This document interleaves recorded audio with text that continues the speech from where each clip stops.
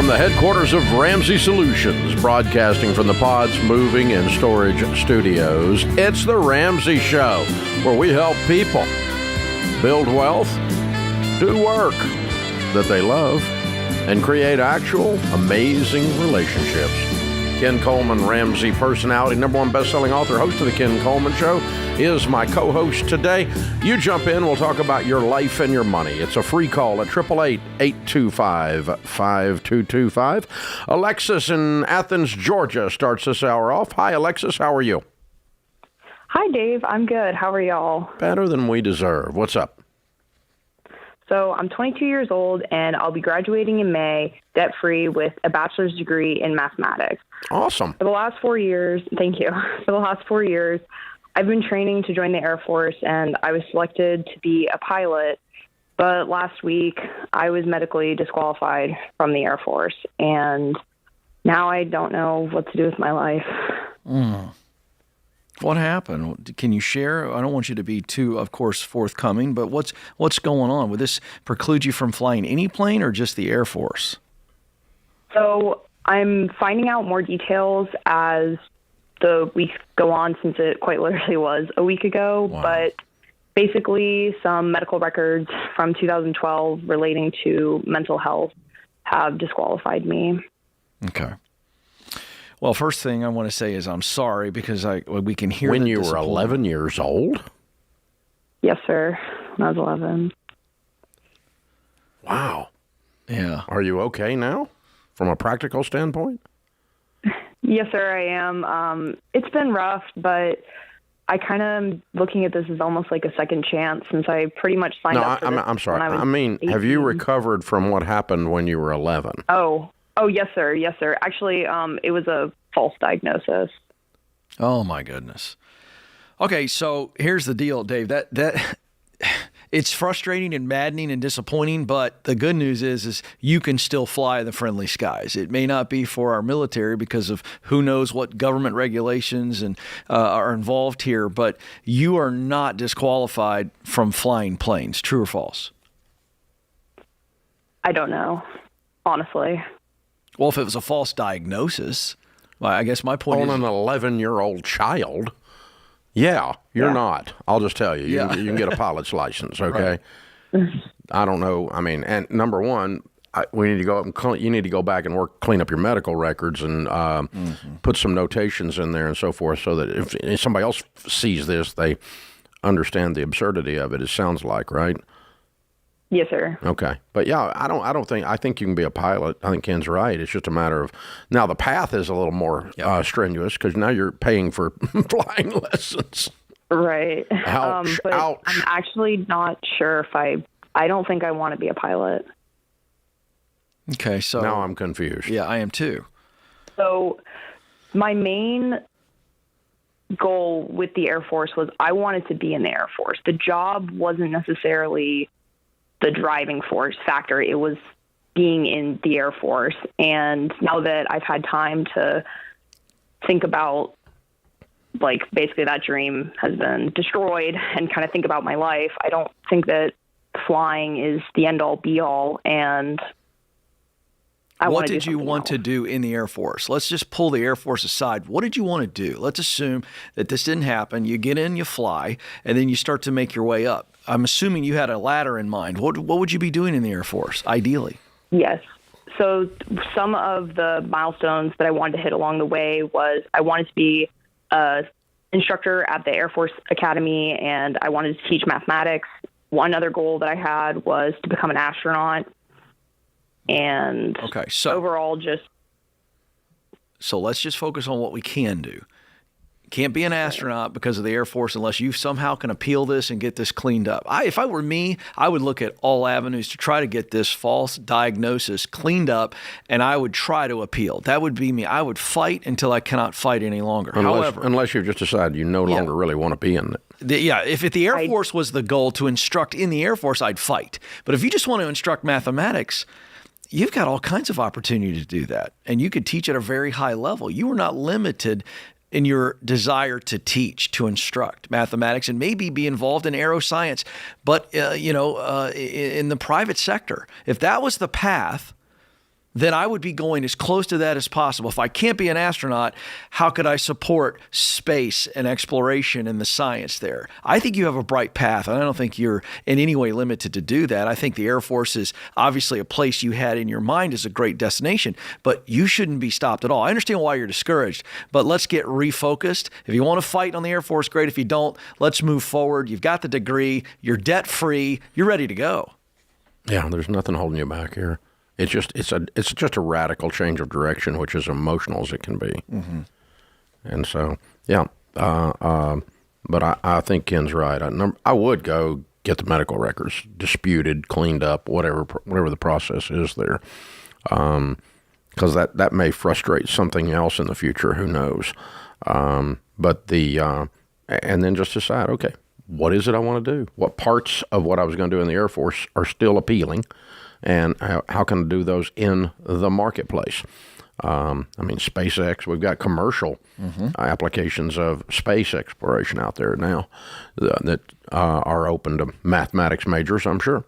And so I'm not sure you'd be an astronaut on that kind of a thing, but you could work in the field for sure if that's what you want to be around and utilize your mathematics degree. So you got a lot of options. I'm sorry you got sucker punched. You just kind of cruising along and boom, and so now you just got to reset, rethink, and it's a normal human thing for that to take a minute. But it doesn't take a year. No, it takes a week. That's right. And just okay, I'm not going that way. Well, where am I going? That's right. What's next? What's next? And this is your first opportunity to get back up after a fall, after a rejection. Yeah. And the way we get back up is by refocusing on that end result. Our good friend Henry Cloud calls it a desired future. And for you, remember, it was, I want to instruct in math, and then I want to be involved in the space program. So I've had some things dictated to me, but I can still do all of those things. Nothing is limiting you. And so begin to focus on the change you always wanted to make in that initial narrative. And so now the story's still whole. It's still the exact same goal. It's just different way, different place, different path. And I think that will really snap you back. And you'll find that you'll be more resilient as a result of this disappointment. That's what I want people to hear that have been burned lately and disappointed. You're going to be more resilient. You're going to be tougher. You're going to be okay. You still have a lot to give. Yeah, absolutely. Hey, hang on. We're going to sign you up for Ken's assessment, his career assessment, and you can go through that. It'll give you some insights, too, in the Get Clear assessment. It'll help you get clear and on some of this new direction change. So, a lot of opportunities for you. You're going to do great. You're amazing. This is the Ramsey Show.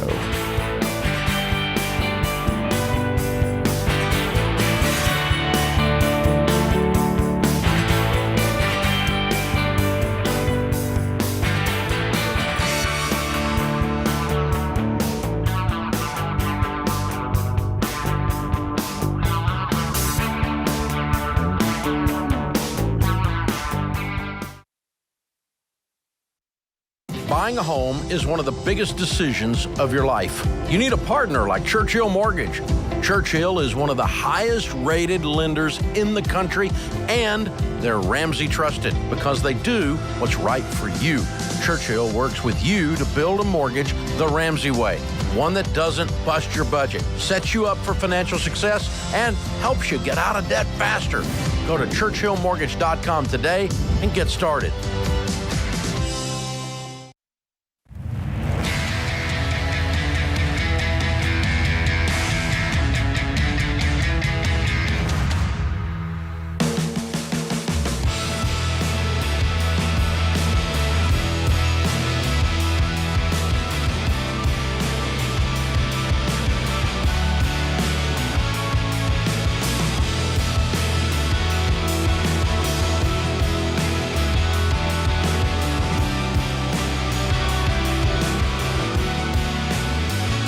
Thank you for joining us, America. It's a free call at 888-825-5225. You jump in. We'll talk about your life and your money. John is with us in Salt Lake City. Hey, John, welcome to the Ramsey Show. Hey, how y'all doing? Thanks for taking my call. Sure. What's up? So I'm just trying to figure out when it makes sense to leave my six-figure salaried position to jump full-time into my side hustle. What's the side hustle? I started a company, and we sell mobility vans to disabled people and companies. Oh, wow. How long have you been doing that, and how much income is it generating? So this is our fourth year. It's grown by 30% every single year. Last year it generated $375,000 in net income and $3 million in sales. Nice. What's your projection for this year? 475 and about $4 million. Nice. So if you have a net income of $475,000, why do you need to keep a six-figure job? Why do you even need to ask the question? You know what? I that's probably what I'm questioning myself. There's a lot of safety blanket things here: good health insurance, good retirement, security for my family. You know, $475,000 will buy all of that. No, I don't disagree. I feel also I think I feel a sense of loyalty to this organization to try to help where I can, but I find myself very distracted right now. Yeah, you think? How many employees do you have besides yourself? It's just me. It's just you. What do you make in the full-time job working for somebody else? $114,000. Okay, so the Dave's right, but let's just play this out practically. Can you pay yourself $115,000 out of this $475 based on all the other expenses and from your side hustle? Without a doubt. Yeah. So it's a no-brainer. Yeah. I just, there's a false narrative here that you have more security working for someone else than you do for yourself. That's a false narrative. Yeah. Unless there's some facts that you can come up with. I think early in our marriage, finances were hard. We struggled. It was paycheck to paycheck. So for us to start, we've started other businesses that have failed, and this one just really exploded. So I think I have some hesitation because of the fear of what I experienced in the past. I've run 48 months of financials. The average income is $28,000 a month over 48 months. It's a good data set. So I think it's just it must be a personal battle I'm dealing with. Listen, you're absolutely terrified because of your past, and I love the courage to say that. But that's what's going on. But you've got analysis paralysis here. And you're busy. You're holding down two jobs, and you're crushing it, my friend. How much more? Yeah. I think the question you got to focus on is how much more could you grow this company if you were full-time working for you? All right, let's stop a second. Just pretend that you made $475 in the coming 12 months starting from today, okay? That's 4 years of income at the other place. Yeah. So even if you blow it up at the end of the year, you got 3 years to figure out what you want to do. Yeah, no, really good point. And that's only dedicating about 10 hours a week to the business. Yeah. Okay. You know what you need to do. Yeah. You need to quit the other job. Give them reasonable notice, but you need to tell them today. Yeah. You overstayed your welcome. You shouldn't be there. You shouldn't be there. Laura is in Boston. Hey, Laura, welcome to the Ramsey Show. Hi, thank you for having me. Sure. How can we help? Yeah, I just have a question regarding my parents' estate and me and my siblings' inheritance. My parents have asked me and my sibling if we wanted to inherit the house that we grew up in. In this moment in time, my sibling doesn't necessarily want to take full ownership when that day comes. In this moment right now, I would love to. But so, knowing that that's a potential that, could change, my parents could sell it if, later on in their life, if that's what they choose to do. They should do what's best for them. But in the meantime, knowing that, if that is an option someday, I would like to have that be, my home and keep that in the family. How should I go about managing my money with that in mind? Should I pretend like it's not going to happen? What was that? I said pretend like it's not going to happen. Go live your life. And then if you get the house, then figure it out then. Okay. Because how old are your parents? My oldest parent is 72. Okay. Are they ill? One of them is they're in okay health. Okay. Have they got 20 years though? They probably do. Possibly. Yeah. 15 or 20. And you don't put your life on hold for a house you might or might not get 20 years from now. No. Rock on, kiddo. Just rock on. Nope. And if you get the house later, if at that moment in time this still looks like it's something that's appealing, fine. If not, just sell it and turn it into money. Got it. Okay. And then if I currently have a mortgage, that's my only debt. And pay it off. If I get to that point and I still have a mortgage, why would you recommend? It's 15 years from now. All right. You need to get rid of the mortgage. Quit letting this potential thing that happens way out there in the future dictate a change in good common sense and planning. Okay. Yeah, you should just say that's out there. It might or might not happen. It might or might not change some things, and if it does, it's just extra. It's just gravy on the biscuit. It is not the biscuit. You take control of the controllables, run your life, and then when this happens or doesn't happen, it doesn't throw you all askew because you haven't counted on the wrong thing. So, yeah, it's perfect on that. That's what I would do. Yeah, focusing on the now and how I win now and not worrying about all these things that could happen in the next is the right strategy, because now I'm trying to win now as best as possible. Well, and it's something that's out of your control, and if it is affecting the next 5 years negatively, because you might get this 15 years from now, that's really dumb. That's right. Yeah, you start waiting on it, and then you wait to do anything else. Yeah, it's like, yeah, absolutely, don't do that. No, go be somebody. Go be great. Make things happen. Be awesome. Get the house paid off. Have you a big old pile of wealth. And then if this comes along, we'll look at it then, and we'll decide. It may become less and less interesting the more and more successful you become. That's a very good point. Yeah. So all of a sudden, it's just a house. It has wonderful memories, and I hope, and nuances and things, because it was your childhood home, as you said, and so that's kind of cool. But I honestly, I feel nostalgic about my childhood homes, different ones we lived in, but I wouldn't care to own a single one of them. Yeah, just not worth it. Yeah, no, not in my world today. Yeah. And it's not because I'm a snot. It's just they don't fit in my world the way my world is now. But I'm old, so there you go. Seasoned, experienced. There it is. That's it. Yeah, lots of experience. Well, Financial Literacy Month here, the month of April, and this from Forbes. Should high schools teach financial literacy? More states are saying yes, and of course we think that's a great idea at Ramsey because we have a high school curriculum called Foundations in Personal Finance that's taught in about 48% of the high schools in America. About 6 million students have been through it, and we think that if you're going to out there and walk around as an adult, you ought to know how to do it. This article says in April, Georgia enacted a law requiring high school students to take a half credit of financial literacy as a high school graduation requirement. Florida, Michigan, Nebraska, Ohio, Rhode Island all have passed laws recently too. Texas has a law. I'm throwing that in. Other states, including South Carolina, Minnesota, and New Hampshire, have similar legislation making its way through the legislatures.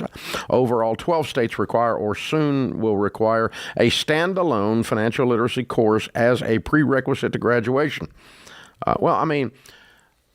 You're going to use that more than the Pythagorean theorem. That's correct. So, hello. And moms and dads, you ought to be all for this. It keeps them from wanting to live in your basement later because they know how to handle their own money and they're not freaking out. I picked up an article a while ago. This kid bought Crocs instead of paying his bills during the pandemic.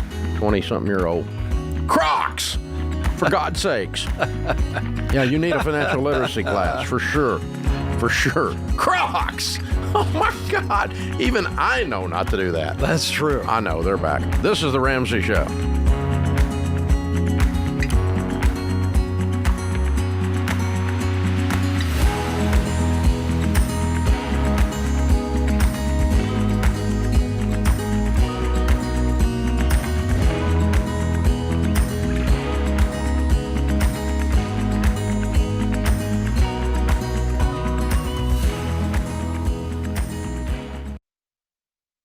Y'all, there's a lot you can't control when it comes to healthcare, but there is something you should check out that can help.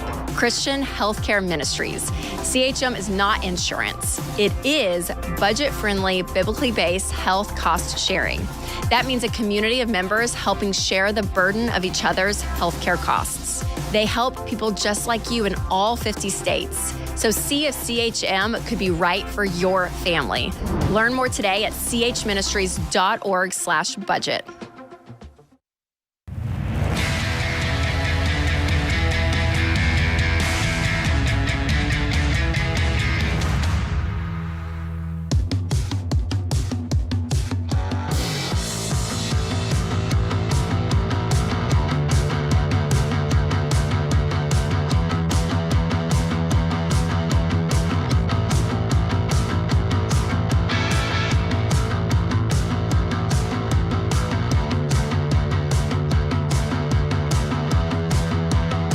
Ken Coleman, Ramsey Personality, is my co-host today. Open phones at 888-825-5225. Well, we just finished up an incredible SMART conference last weekend in Nashville, our new Ramsey Event Center, full of people. It was rocking a Friday, Saturday night, or Friday all day Saturday. Incredible, incredible, incredible. And so this week we're announcing the fall SMART conference will be in Chicago. September 15 and 16 with all the Ramsey personalities, me, Rachel Cruz, Dr. John Deloney, Ken Coleman, George Camel, and the greatest hits, the greatest new hit we've got, Jade Warshaw. We'll all be on stage for this 2-day event and get you motivated and fired up to keep attacking your goals. You're going to leave with a plan to improve every area of your life, your money, mental health, relationships, career. Hey, it's all there. Listening to the radio show is one thing, but being live with thousands of other people that share your enthusiasm for a quality life, it's a pretty cool thing to do. And part of it is you're going to get to be there for a live recording of Smart Money Happy Hour podcast with Rachel and George. And the fun doesn't stop there. We got surprises all day long. It's a packed out thing. Tickets start at just $79. The VIP and platinum type tickets go really, really fast, so you better get on these really quick. We've got a ticket that actually includes dinner with me and the other Ramsey personalities after the event. There's only 60 of those, I guess, super platinum tickets or whatever they're called. So they're going to go really fast, but they're not $79, I promise. So not even close. So anyway, check it out. Smart Conference, September 15 and 16 in Chicago. And go to RamseySolutions.com/events and get signed up as fast as you can. We're really looking forward. That's going to be a great event. This last weekend was a lot of fun. Incredible energy. The crowd was absolutely on fire, and obviously really fun to have everybody on our campus. A lot of fun. Yeah, it really was. It was packed out, and I mean, there was no drop off. It just energy upon energy upon energy. It was the crowd had to leave exhausted. I know we did. But, I mean, they were, because there's just so much there. I mean, your segment with the whole thing, it was so emotional. I mean, it was just, man, I was back there crying. And I knew what you were going to do. You didn't sneak up on me. So, I mean, right. It just still got me. It's just really, really good. So check it out, folks. Don't miss this. George is going to be in Los Angeles. Hi, George. How are you? Doing well, sir. How about yourself? Better than I deserve. What's up? Had a quick question. I guess it could be a little bit more complex, but basically, I have a dilemma about splitting property taxes or how to go about divvying up the money on our tax return from property taxes in a shared household. A shared household? Yeah. So my wife and I, we live in the same household as her parents. We have our own side of the house, but the property is one property. Who owns the house? My wife and her parents own it 3 ways. 3 ways? Yeah. So they purchased the home before we got married, and then I came into the home, and my wife and I, we have our side of the home. Okay, so the mom and dad own 2/3, your wife owns 1/3. Yeah, that's correct. Why would you not split it that way? Because basically when we spoke to our tax consultant, they told us that the best strategy for us would be to claim the house, because the difference in our taxes for us claiming the house, my wife and I, would be a total of $1,500. For my in-laws, it was a $400 difference if they claim the house with the maximum benefit, and if we split the There's not. I mean, how you don't claim a house? You mean if you take all of the property taxes? Yes. That's so you're going to pay all the property taxes to lower your tax bill? Yeah. That's dumber than a rock. Okay. Your tax consultant needs to be fired. They're an idiot. Because here's what's happening. You're paying out $10 on taxes to save $15 or $20, or paying out property taxes of $10 to save $1.50 to $2 on taxes. That's dumb. I think it was it might be the interest. I'm not a tax. Doesn't matter. The interest. Doesn't matter. Okay. If you're actually having to pay the entire tax bill, property tax bill, or interest bill in order to get the tax write-off, then you're putting out $10 every $100 in order to save $15.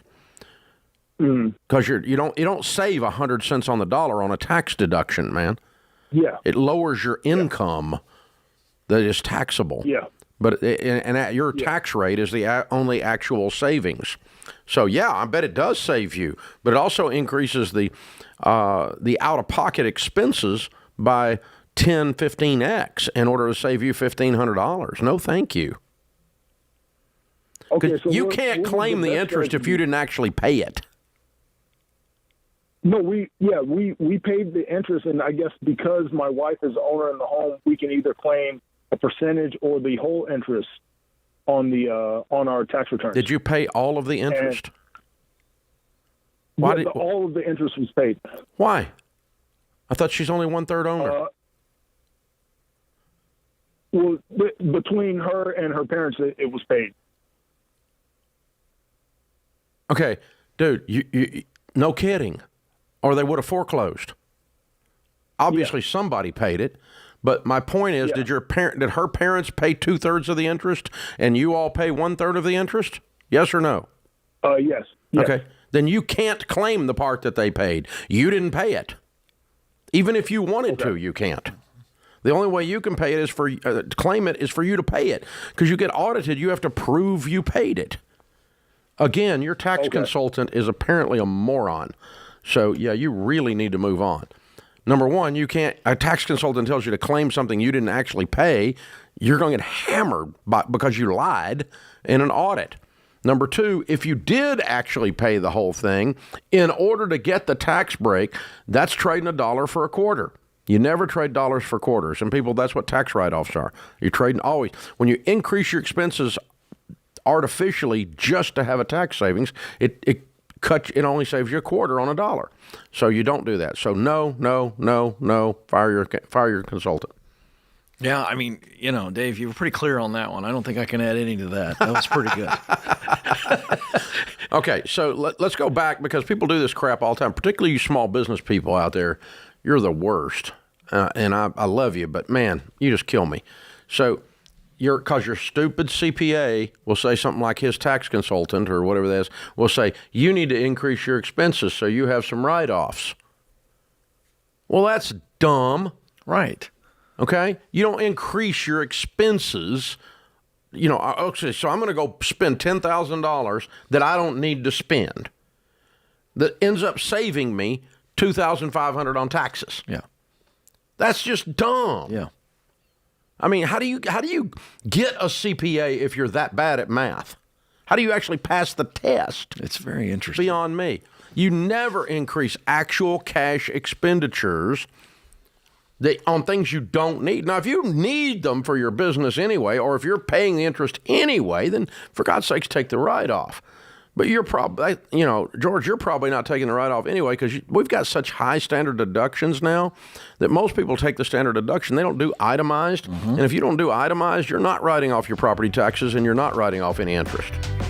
Yeah. So only 12% of Americans, 88% took the standard deduction. Only 12% last year actually itemized. So you're probably not even itemizing or shouldn't be.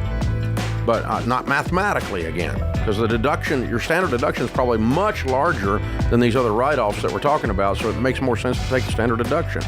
Married, filing jointly. This is The Ramsey Show.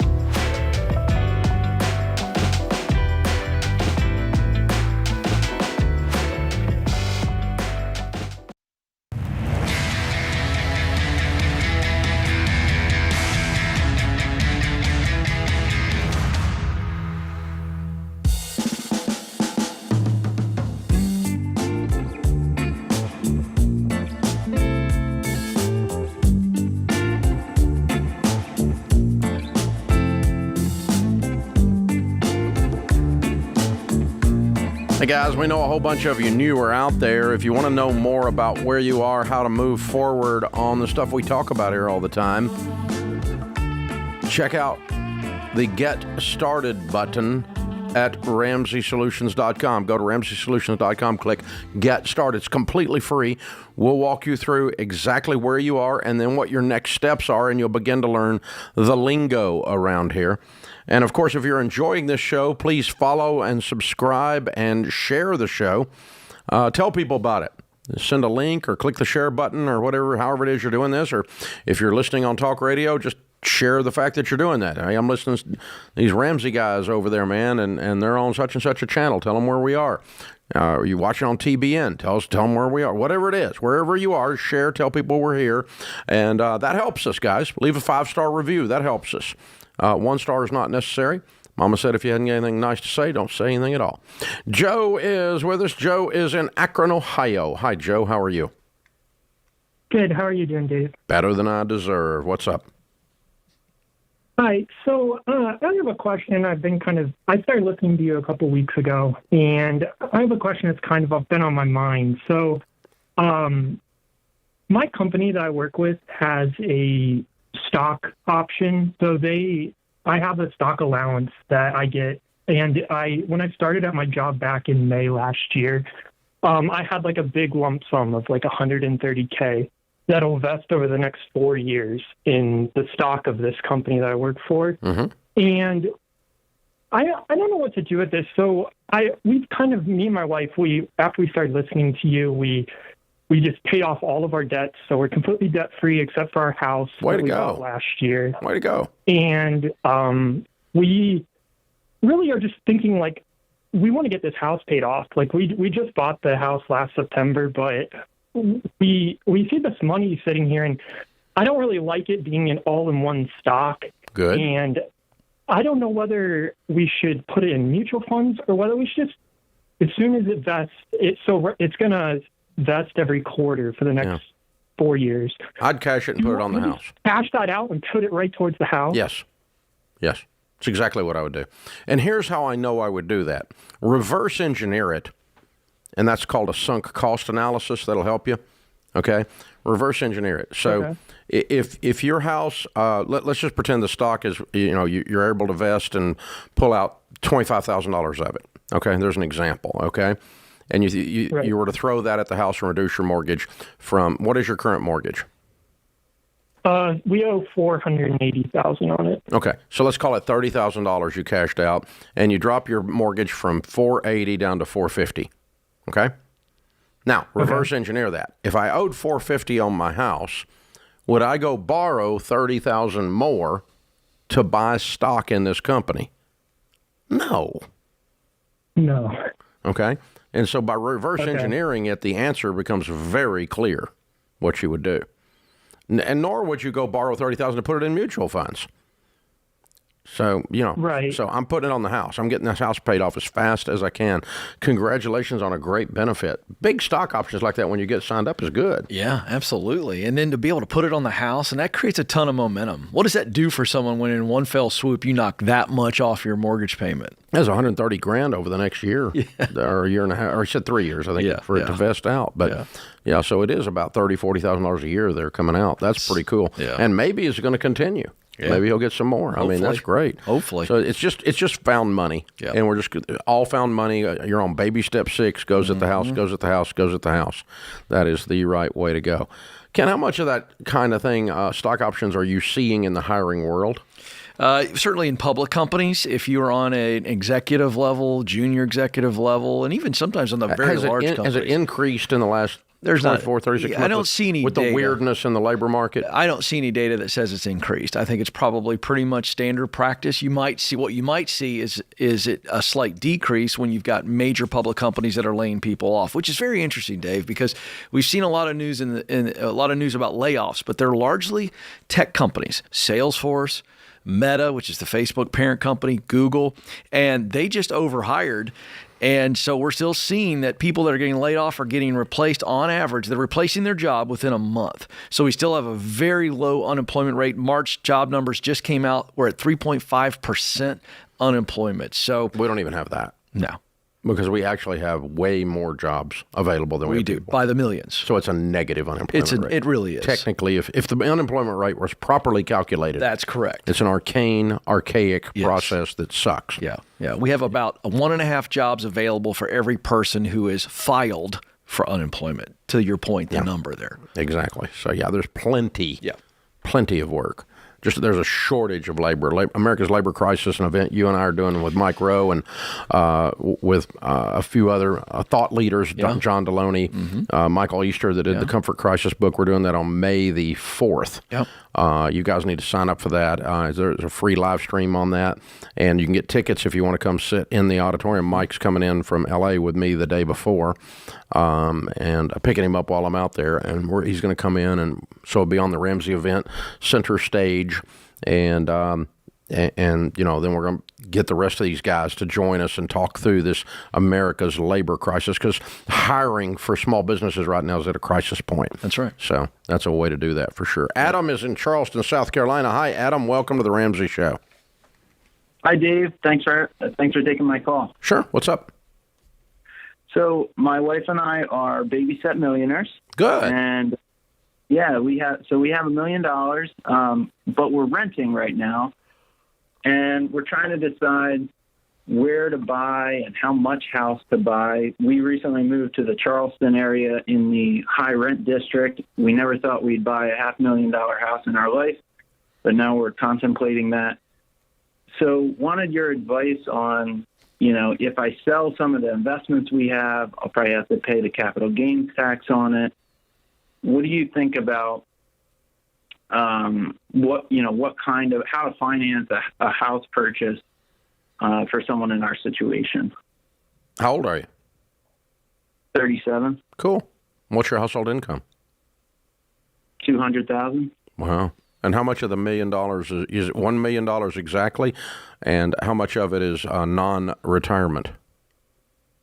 About half of it is in 401ks and, stuff that I'd have to pay a penalty to get it out of. We're not touching that. Yep. I'd cash out the rest of it, though. Pay cash for this house. Even though I'd have to pay, I think I'd have to pay 15%, right? Yeah. Yeah. Well, So that's not on $500,000. It's just on the gain. Sure. Yeah. So if you had a $100,000 gain, it's $15,000. I mean, if you got 400 basis in the $500,000 worth of investments, you got $100,000 gain. You got $15,000. So what? Whoop-de-doop. You pay cash for your house, dude. Yeah.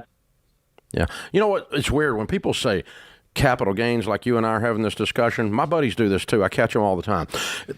There's a drama. It's capital gains, inside your head. I say it does that to me when I say I got capital gains. Yeah. Like acid just got thrown in the thing. Because it's un-American. That's why it feels that way. It's just wrong. But but I mean, but then when I do the math, it's like, it's $15,000, man. I mean, shut up. Just buy your to house. have a $500,000 in your house, hand, paid paid cash, for. yeah. And if you're sitting there with a $500,000 paid for house and $500,000 in your 401ks, and you make $200K and you're 37, you understand that at 67, your net worth is probably going to be between 15 and 20 million. Yeah. Yeah. Because you got pure cash flow when you don't have a stupid house payment. And a $500,000 house in Charleston, South Carolina, is going to go up. No question. Oh, my gosh, what a wonderful market. Yeah. You feel like there's still room for the market to go up here? Dude, you're asking a 62-year-old guy that used to see houses sell for $12,000 that question. That's so true. That's beautiful. Yeah, absolutely. I buy real estate every day, man. I love real estate. I just love it. And certainly your personal residence. Yeah. Yeah, Charleston's sweet. Great market. I'd be in there in a heartbeat. Hey, man, thanks for calling in. You're a good guy. You got your act together. Way to go. Proud of you. This is The Ramsey Show.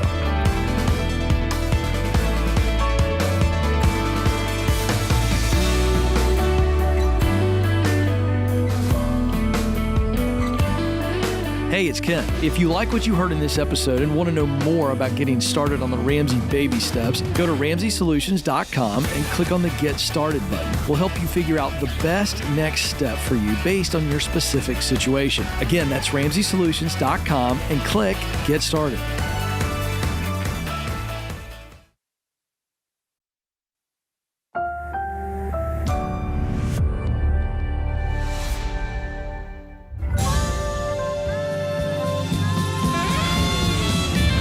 Live from the headquarters of Ramsey Solutions, broadcasting from the Pods Moving and Storage Studios, it's the Ramsey Show, where we help people build wealth, do work that they love, and create actual amazing relationships. Ken Coleman, Ramsey personality, #1 best-selling author, host of the Ken Coleman Show, talking about work and careers, is my co-host today.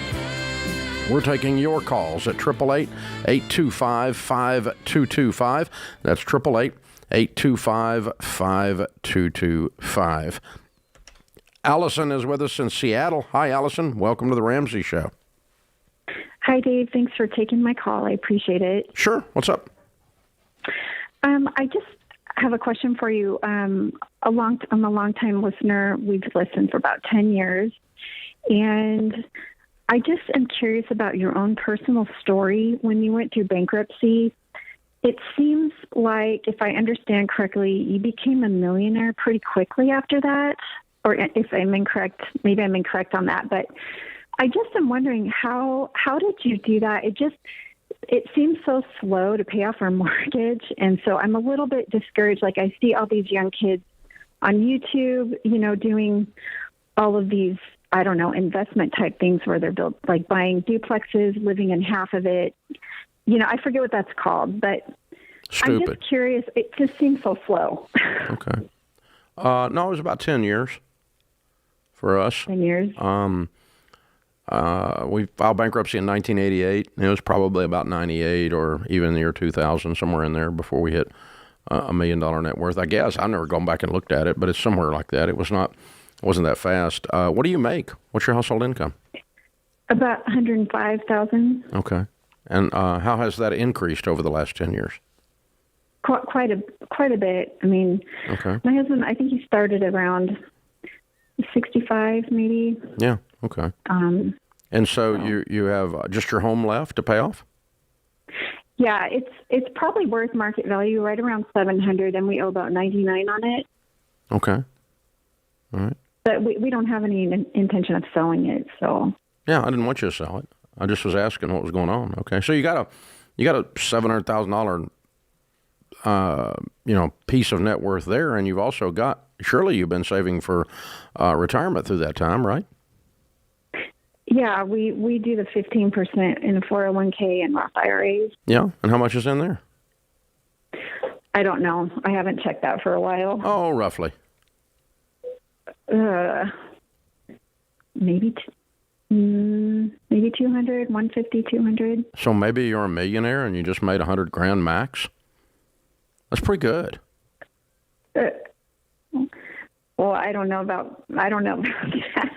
Well, I mean, if you have $250,000 in your 401ks and you have a $750,000 equity in your house, that's $1 million. Yeah.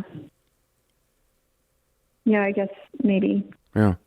Let's assume that you have a fast forward button, because I'm hearing some angst here. I'm just curious. If you fast forward through this 99,000. I think you've been watching crap get rich quick stuff on the internet, and you thought there was an easier way to do it than you've been doing it. With the income you've had, you've done an amazing job. Yeah. What do you want on the other side of this? What's on the other side of paying the house off? Let's assume you've done that. What do you want? Mm-hmm. I really don't know. I've kind of asked myself that question as well. I think I come from a long line of, on both sides of my family, elderly grandparents and great-grandparents dying with nothing. Mm-hmm. And I'd like to have a better quality of life when I'm older, I guess. You're already on your way in a spectacular fashion. You're not dying with nothing. Yeah. How old are you and your husband? Yeah. I'm 44. He's 46. Yeah. What does he do for a living? He's an electrician. Yeah, he's already increased his income. Does he work for himself now? No, he works for a utility company. Yeah, but he's still a young man, and a natural progression for him to be to start his own company and become a millionaire just in that business alone. Plus, what Dave's already laid out for you guys. I just think this is so fear-based that you haven't been able to look at your own life and your own reality and see how good you're doing. Yeah. 1/3 of the people that we'd studied that became millionaires did so on six-figure income or less. And that's you. Wow. That's you. Wow. Okay. So far, I mean, you just now got over 100, right? Right. Just in the last year. Yeah. Yeah. And so you did everything to this point that you've done on less than $100,000 a year. And you told me the house is worth what? Right around 700. Okay, and you owe 100, so that's a $600,000 equity. I said 700. I was wrong. Okay, so you have a $600,000 equity, and if you've got $250,000 in your 401ks and Roth IRAs, which you need to go look up tonight. Y'all need to sit down and talk about this because you're stewing about this and don't even know the numbers. Yeah. That because sometimes just knowing the numbers will relax you. So here's the thing. Let's pretend that you got $300,000 in there. That's $900,000. Okay, very close to $1 million. You follow me? 600 on the house plus 3 in the other. Very close to $1 millionaire at 44 years old. That's a long way from dying old and broke. Yeah. And so, John Deloney talks about when you're running into these emotional things and you're running the catastrophes over and over in your head, that facts are your friends. They'll kick the drama queen out of your brain. Facts will do that. So sit down and look at the facts. Because here's a fact, okay? Let's say that your net worth grows at an average of 10% a year because you're invested in good mutual funds and real estate does well in the Seattle market, which it traditionally has done for the last 30 years, okay? Now, Seattle could screw it up and, cause it to fall in on itself like some of these other cities have done. But let's just assume that Seattle continues to be a boom town, okay? And so if that happens, your $1 million is going to double every 7 years. So you're 44. At 51, it's going to be $2 million. At 58, it's going to be $4 million. At 65, it's going to be $8 million. And that's if you add nothing to it. See what I mean by facts? Real estate numbers? Yeah. Facts are your friends. That's if things go up 10% a year. If you got your mutual funds and your real estate goes up 10% a year. Now, it may or may not go up that much. It may be a little bit less, but I'm not that far off. My point is that, it's going to double. If it doesn't double every 7 years, it's going to double every 8 years, whatever it is. It's still going to be pretty close. And that's without adding anything to it. And you're going to continue to add to it. So your chances of becoming your relative that died broke is close to zero. I mean, you're doing so good. Way to go, Allison. Go get you a mirror and pat yourself on the back. This is The Ramsey Show.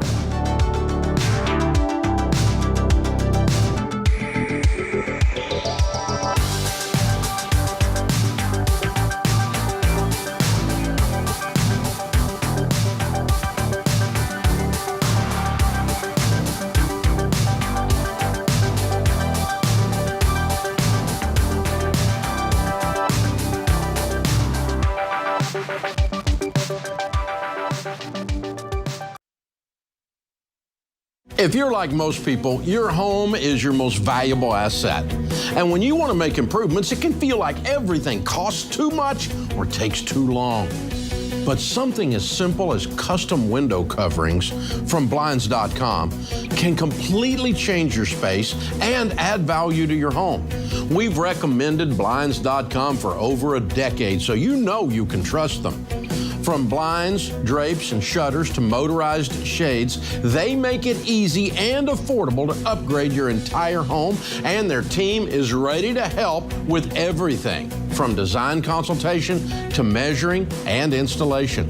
Plus, there are never any misleading quotes or hidden fees. Everything's backed by their 100% satisfaction guarantee, and shipping is always free.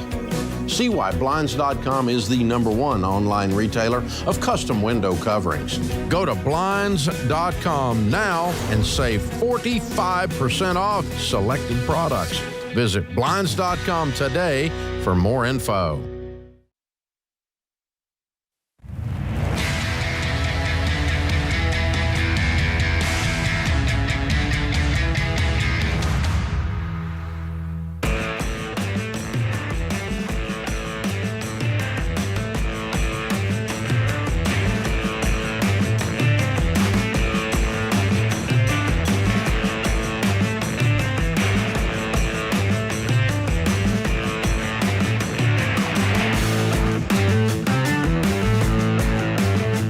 Well, this is the day that those of us that pay taxes are the most pissed off.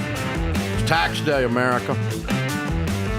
Some people don't pay taxes, so they're not real worried about it, but I do, and I don't like it. They should have election day tomorrow. I think it might change the way people think about how they vote if they had the sting of taxes in their mind. Yeah. If you put off filing your taxes because the process feels tedious or confusing, we understand. But if you owe Uncle Sam, he wants his money.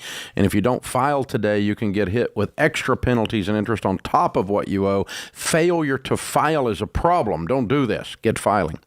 So it's time to find your tax software, get this behind you, file a tax extension otherwise, but you really ought to just get your filing done.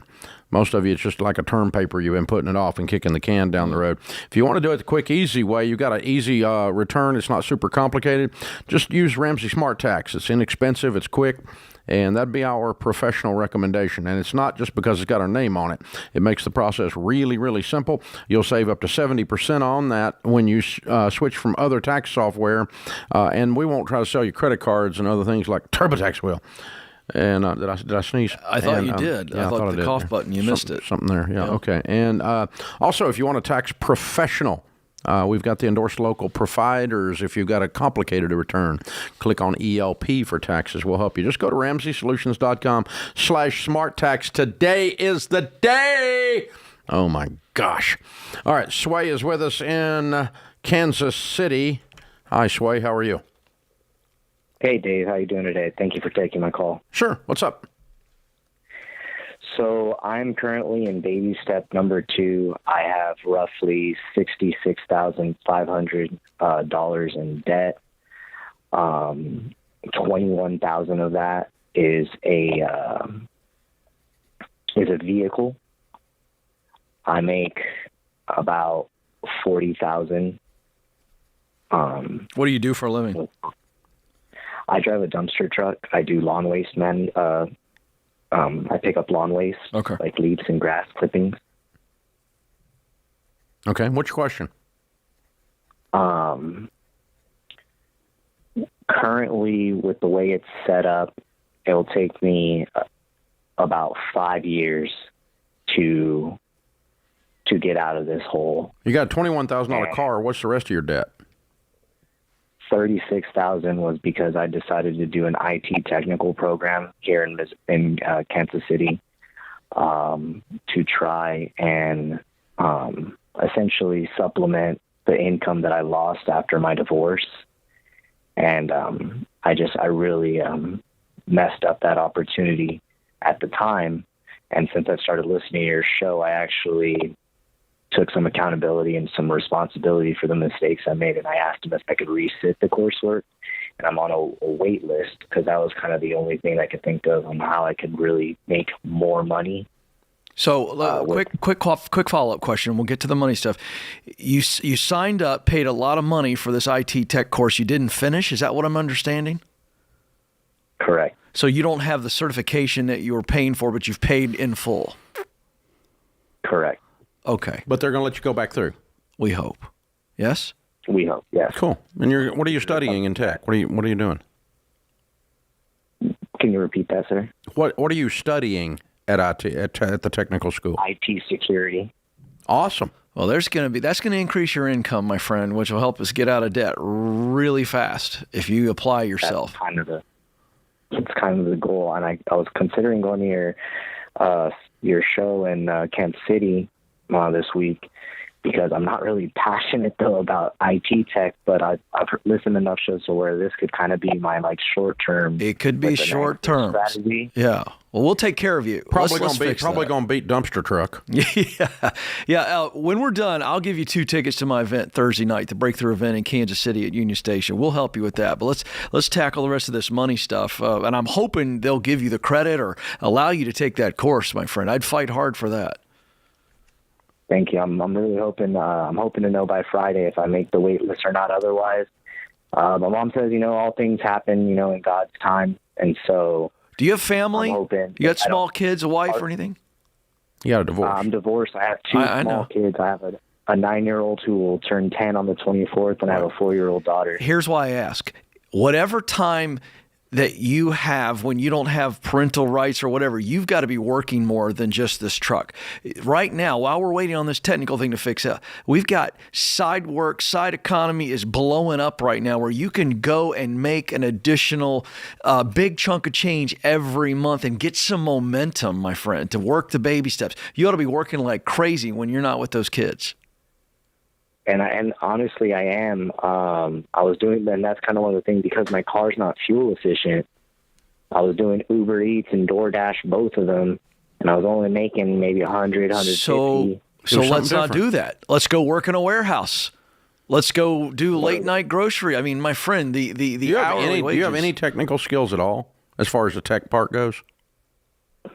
No, I jumped into it because of great marketing. I could have a new career in 4 months. I have, just a high school education, and so I was stuck at the labor Uber Eats is not the only thing you can do as an extra side hustle. I was hoping you had some tech skills. You could start writing some code while you're doing this stuff, but that's okay. The Uber Eats is not the only thing. Driving is not the only thing. And by the way, you maybe sell the car because it's $21,000 and you only make $40,000. And so that's kind of where I was. Get you a beater. Thinking I do have a beater, and so the reason I'm in this situation with this vehicle and why I kind of wanted your guidance was my mom essentially took it out in her name because I had totaled my truck, but with my totaled truck money after my divorce, I bought a 2001 Honda Civic beater. 3 months into it, engine blew up, put a new engine in it. It's my point A to point B car. And I ended up with this Explorer because she wanted me to continue my side hustle. At the time, I had a tree and lawn company. Last season, I had to put over. I was in the red. I kept getting damage to my zero-turn mower, and it was costing me more money to hold the business than have it. And so I got bull. Vehicle. Absolute bull. Whoa. Okay, that's absolute bull. People make money in lawn care every day with zero-turn mowers that tear up. You weren't mowing enough was the problem. You need to mow more. Man, that's absolute crap. The zero-turn mower put me into the red. Said no one who runs lawn care ever. We mow more and we make more money than the mower tear down. You break mowers, that's part of the business, but you make more than that. So, dude, what happened is you got the snot knocked out of you in this divorce, and everything we're talking about has got this wet blanket on it. Everything we're talking about, this is bad, and this is bad, and this is bad, and this is bad. So right now, today is your day, Sway, to change you need to lift your chin up, start looking forward. Yep. I know you've got a bunch of pain in the past, but you need to start happening to some things with some zest, some enthusiasm, some energy, and a smile. So get in there and happen to this dadgum IT thing. Get this done. Get this stupid car sold or get back in the lawn business. Man, you can make so stinking much money in a lawn business that you went in the red because your zero-turn mower broke. Oh, give me a break. Come Sway. on, dude, really? While Dave was talking, I pulled up a warehouse associate job, no degree required, no previous experience, $23 an hour. That's the first thing I pulled up. The opportunities are there. Go work and start getting some wins. But hang on the line. I want you to come be my guest Thursday night, Union Station, the Breakthrough event. Hang on the line. We'll get you 2 tickets. Bring somebody else that'll fire you up. Let's go. Let's go. Let's go. Let's go. It's time, man. It's your time.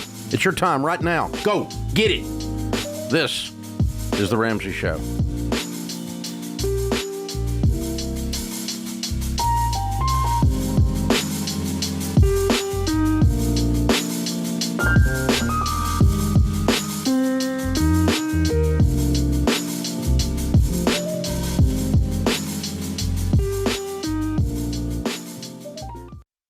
We've been doing business at Ramsey for more than 30 years. By now, we're a well-oiled machine, but it wasn't always that way. Yes, we've always had a vision, always had determination, and a drive to help people. But what we didn't have was one central place to access all our numbers so that we could get further ahead or quickly see when we needed to pivot. We were always jumping back and forth between different systems and spreadsheets. So when NetSuite by Oracle helped us wrangle our revenue, inventory, expenses, and more into one place, it was a game changer. And NetSuite's #1 cloud financial system can help your business gain the same visibility, because businesses thrive on timely data.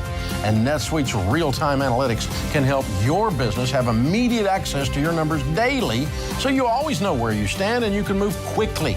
So go to netsuite.com/Ramsey today and set up a free product tour. That's netsuite.com/Ramsey.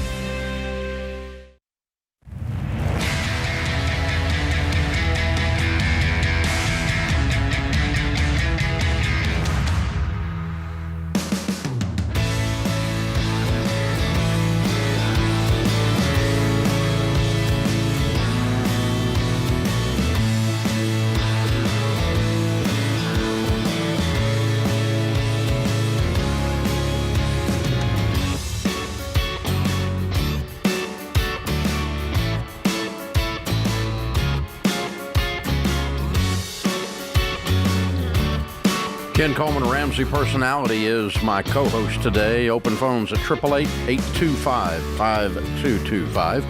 Mary is with us in Charlotte, North Carolina. Hi, Mary. Welcome to the Ramsey Show. Hey, Ramsey. Thank you so much for taking my call. Sure. What's up? So, my husband never mentioned to me that he had a second 401k account from his previous employers, and I came across all this while we were doing the budgeting. And mind you, we've been doing budgeting for like a very long time. The question came about because we have a $60,000 credit card debt. And my question was, well, can we pay some of it from the 401k? And I think that you're totally against that, right? Yes, I am. But the bummer is that he never did tell me he had another second 401k, which amounts to almost $250,000. So he's still putting, money towards that 401k plus the current employer's 401k. No, he's not. You can't add to a 401k at a company you no longer work for. Oh, okay. You can only add to a 401k in a company you actually still are employed by. Okay, so he's putting 15%. Okay. Yeah. You're putting 15% of your income towards retirement right now? Yes, that's what he's putting in. In the current employer? In the current employer. He's not willing to take the money out because he says it's not feasible. Not feasible. No, I wouldn't take it out of the 401k, or you mean he's not willing to stop adding to it? Correct. He's not willing to stop adding to the 401k.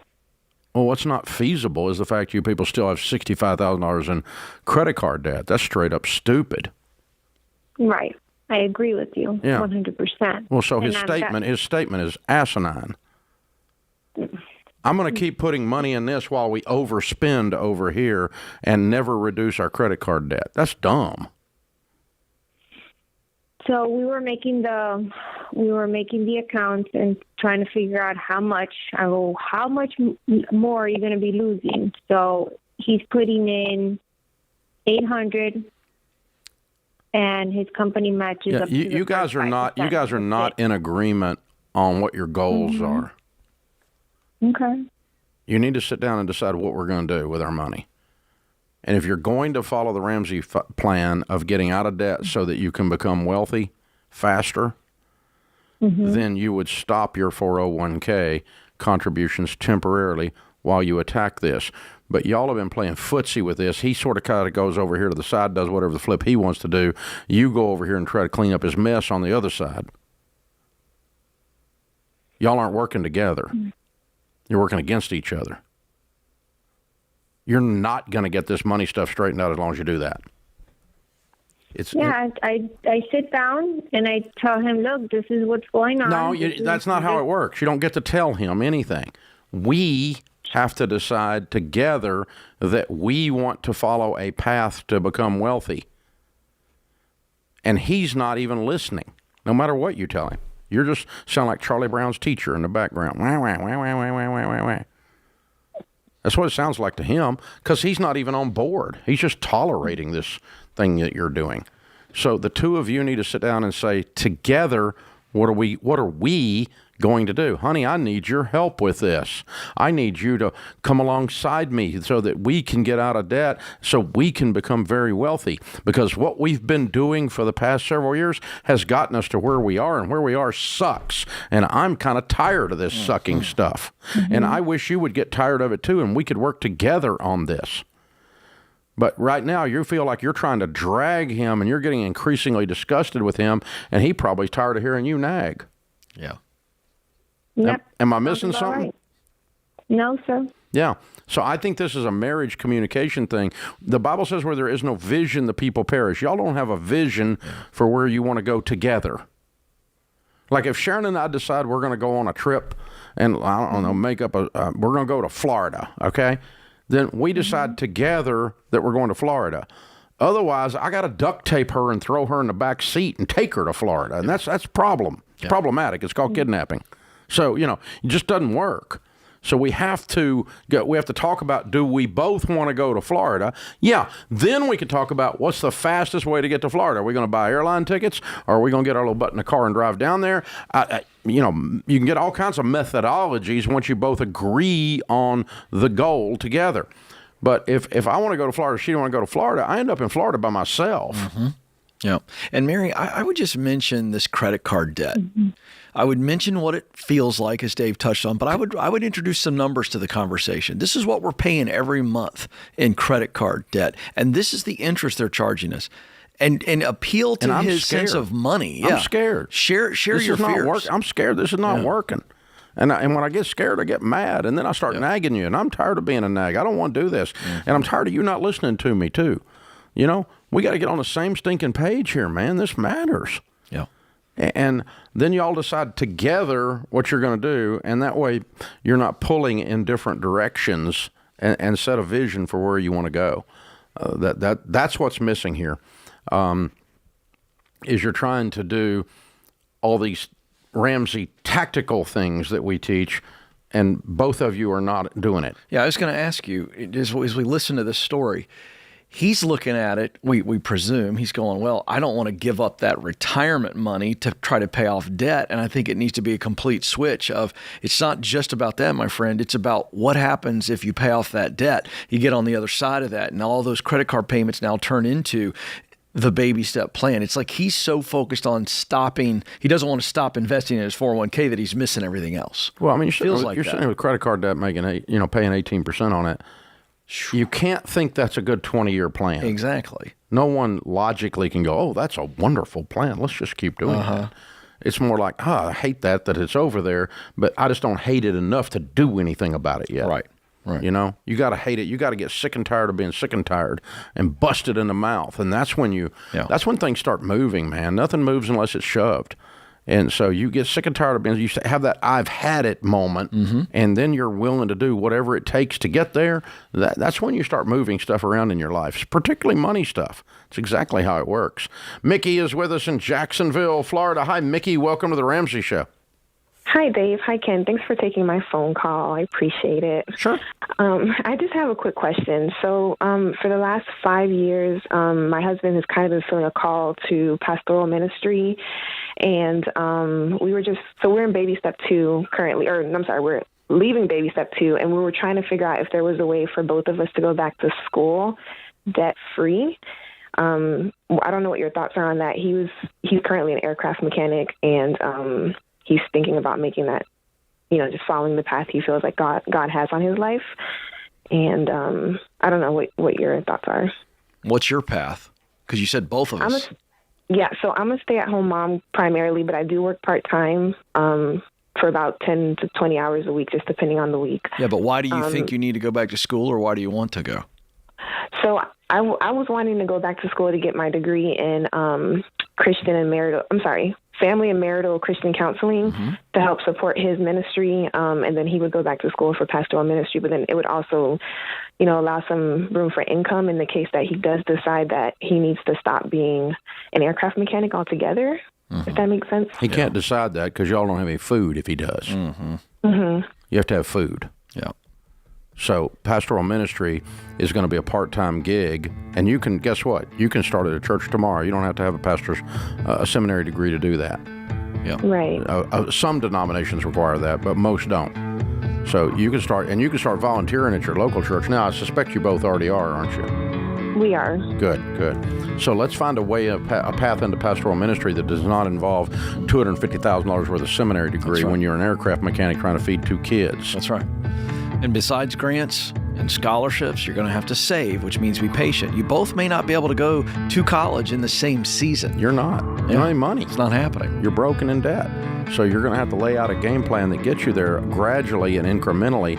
And it may be that he becomes a pastor without a seminary degree. That's not that unusual.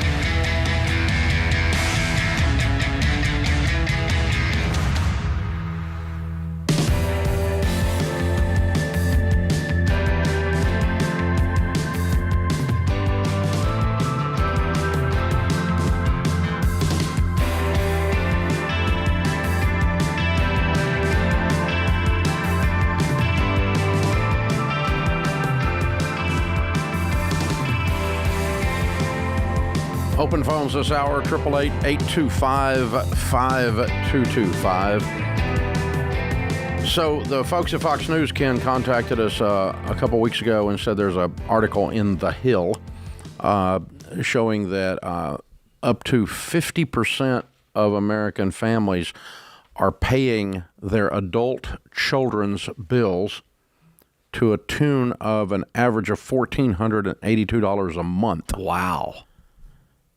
And the vast majority, I forget what the number was. No, it's up to 25% of millennials. Their parents are paying their housing, meaning they're paying their house payment, their rent, or they're living in their basement. I don't know which. This is I've never seen it like this. And so I did an op-ed that's on the front page of Fox Web right now and Fox Business Web on this subject, and it blew up. The op-ed blew up. Just like this. I mean, I had a thing on social media last week that got 32 million views. It blew my mind. It blew up. And it was a clip from a couple of years ago of me taking a call from these people that were almost $1 million in debt. And only $200,000 of it was their mortgage. I mean, it was amazing. And I don't know why the thing blew up. It's calls we take here all the time. That's right. I really couldn't see anything different in it, but something was special on TikTok, and it just went nuts. So I guess that TikTok generation just had never seen. They've not seen that. Seen someone actually know the answer to the question and care deeply about the people on the other side. Care enough to tell them the truth. Yeah. And we tell them the truth. Tell you the truth here. Sometimes you don't like it, but we always tell you the truth. But this thing of parents, you and I have been talking about this a lot. in America right now with the labor crisis. We're going to talk about it more on May the 4th with this thing with Mike Rowe that we're doing. And you guys ought to sign up and watch that live stream that we're doing, because this labor crisis is tied into this loss. Mike Rowe at Dirty Jobs and I were talking, this loss of work ethic. We've forgotten how to do hard things. That's right. Yeah, there's two Calluses things. are a thing of the past. Yeah. Yeah, there's two things that I think parents have eliminated over the last few decades: hard things and scary things. Hard things where it's not scary, it's just really, really hard. I'll give you an example. My father, first job I got, I was 14. He went and got the job. He knew I needed to work, and he made a couple connections, but he specifically chose a job that he told me years later. He goes, I wanted you to taste really brutally hard work. And I had to go up on a ladder, Dave, for a local painter that he knew, and I had to scrape paint off the side of a house with a propane tank in one hand and a scraper in the other. And, I'm 14, my arms were as big around as strings, and it's painful. It was exhausting work. And he told me, I wanted you to taste hard work. So number one, you could do it. Number two, that you would set your sights on something higher. That's a hard thing. And scary things are allowing kids to fail, to try an instrument, Dave, to maybe try a small business, to try a sport, to do something. Where they actually keep score. Yes. And you don't get a trophy unless you win. Yeah, well, no, that's a whole other issue. Is participation. Well, no, it's part of the problem. Yes. It's part of the problem. So, it's a big issue. Psychologists call, when you pay your kids' bills, psychologists call that enabling. Yeah. Okay? Yeah. And the rest of us call it stupid. And you're not helping. You're not helping. No. Because the little eagles are not going to soar unless you kick their butt out of the nest. No eagle ever flew with the nest attached. That's right. Never happened. So the helicopter parenting, the participation trophies, I don't want my child to ever hear or see or experience anything negative. It's not good for you. No, we've stunted the growth. It's not good for you. You need to experience winning. Yep. And winning is not as fun unless you have also failed. Yeah. Lost. Well, you don't appreciate winning until you've lost. The sting of loss is what drives champions. And you're right, Dave. This participation stuff, we've laughed about it for decades, and now it's playing out in the workplace. Here's how it's unrealistic and unmet expectations. This is what it looks like in the workforce right now, and it is these kids have gotten trophies and parties just for showing up. And you know what's weird is that it's not all of them. Not all. So they get thrown under the bus, like Gen Z and millennials get thrown under the bus as all being this, and they're not, because I got 400 of them working in the building here that are missional. They're hardworking. Yeah. They care deeply. They're passionate. They'll charge the gates of hell with a water pistol, man. Mm-hmm. But then they got their friend over here who's mommy's helicopter, and the irony of irony. Your 28-year-old son lives in your basement, and in an act of sheer irony, spends his day playing Call of Duty. Yeah, that's think about the irony of that. Yes. He doesn't even understand duty. He doesn't know what duty is, and he's never answered a call. Yeah. My God. And this is what plays into this, Dave, is that now parents feel bad because their kids are struggling. And so now they pay their bills for them. They need to struggle. We have worked. Michael Easter talks about this in The Comfort Crisis. We have worked very, very hard to be comfortable. Oh, yeah. And then we've worked even harder to make sure our kids don't experience any pain. And it turns out now the data is in, that's a mistake. Yeah. Allow your kids, encourage your kids, force your kids to do hard things and scary things. That's right. It is so, stand on your own 2 feet. There is so much dignity in that. Mm-hmm. When you have to buy your own bread and pay your own light bill, because mommy isn't going to do it, you have become a man, my son. Oh, my gosh. And then we wonder why there's a manhood crisis. Yeah. We wonder why there's a stunted growth out there. And, it's society's fault. I'm triggered. Kiss my butt. You're triggered. Get off your tail and go do something. Yeah. Triggered. Yeah. Give me a break. See, that's the problem. We create terms like that to describe real emotions that everybody's had. I need a safe space. Yeah. Ain't one. No, you don't. Ain't one. Yeah. Heaven. That's it. Right. That's a safe space. Until you get there, not going to be safe, Bubba. And that's the truth. Accept it and get on with it. Yeah. I can't have a car that doesn't have 73 airbags. I mean, you're telling this to a generation who used to sleep in the back window while they were driving down the road. We didn't have bike helmets or elbow pads. You know what it made us? Better bike riders, because if you wrecked, you stuck to the sheets for 6 nights. Those are gross. Consequences. That's gross. It's gross, Dave, but it hurts. Try pulling the sheet off of your leg. I know. I got it. Don't do it Hey, again. I've grossed Dave out. This is very exciting, folks. It's a rare moment in the show. Hey, I went farther than Dave, but the point is that here's what happened. It's a marketing message that scared everybody. Marketing started figuring out that if I scare parents, they'll buy more stuff, and then it took hold. Well, and we've got the most scared society this ever. whole thing, it comes from I want good things for my kids. And enablers are always the nicest people. Right. They don't want their kids to hurt. They don't want anyone. Whoever it is they're enabling, Sure. they don't want them to feel any pain. And the sad thing is, what we're discovering now is that a controlled, reasonable level of pain in order to create growth is the right way. Muscle is not built unless you get sore. How do you get sore? That's called pain. Working out. You lift a weight and your muscle gets sore. Lactic acid kicks in, but no muscle is built sitting. It's true. It doesn't. It never has happened. And the muscles of our brains, the calluses on our brains, come from persevering through hard things, That's right. stressful things, and coming out the other side. And no one's saying, "Oh, here's a safe space. I'm sorry, you're triggered." That's exactly right. Now, what you are is you're prepared. Yeah. You're prepared for whatever life throws your way. It's a toughening. Because you've come through challenges before. You've done hard things. You've overcome scary things. And now you go, okay, I can take the next hard thing on. I can take the next scary thing on. Isn't it interesting that throughout history, that to go from adolescence to adulthood, with every culture but ours, there has been some kind of ritualistic rite of passage that involves something hard. It's a very good point. Yes, absolutely. If you look at... Now, I'm not saying your kid needs to be put out there in a life or death situation in order to be okay. I'm just saying maybe they should sweat once. At least think there's a bear that's going to get them. At least you should you should have a callus from having persevered through a loss and turned it into a win. Yeah. And moms and dads and America, doing this for people you love is an act of love. It's not a big old meanie. As a matter of fact, enabling is quite the opposite of loving. This is The Ramsey Show.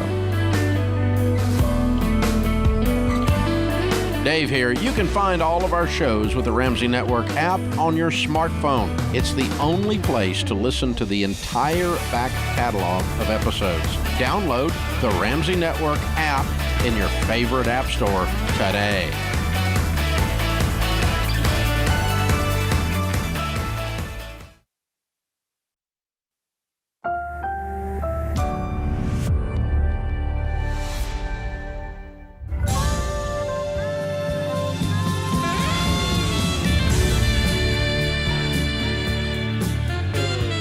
Live from the headquarters of Ramsey Solutions, broadcasting from the Pods Moving and Storage Studios, it's The Ramsey Show, where we help people build wealth, do work that they love, and create actual amazing relationships. Ken Coleman, Ramsey personality, host of The Ken Coleman Show, and #1 best-selling author of the book Paycheck to Purpose, is my co-host today.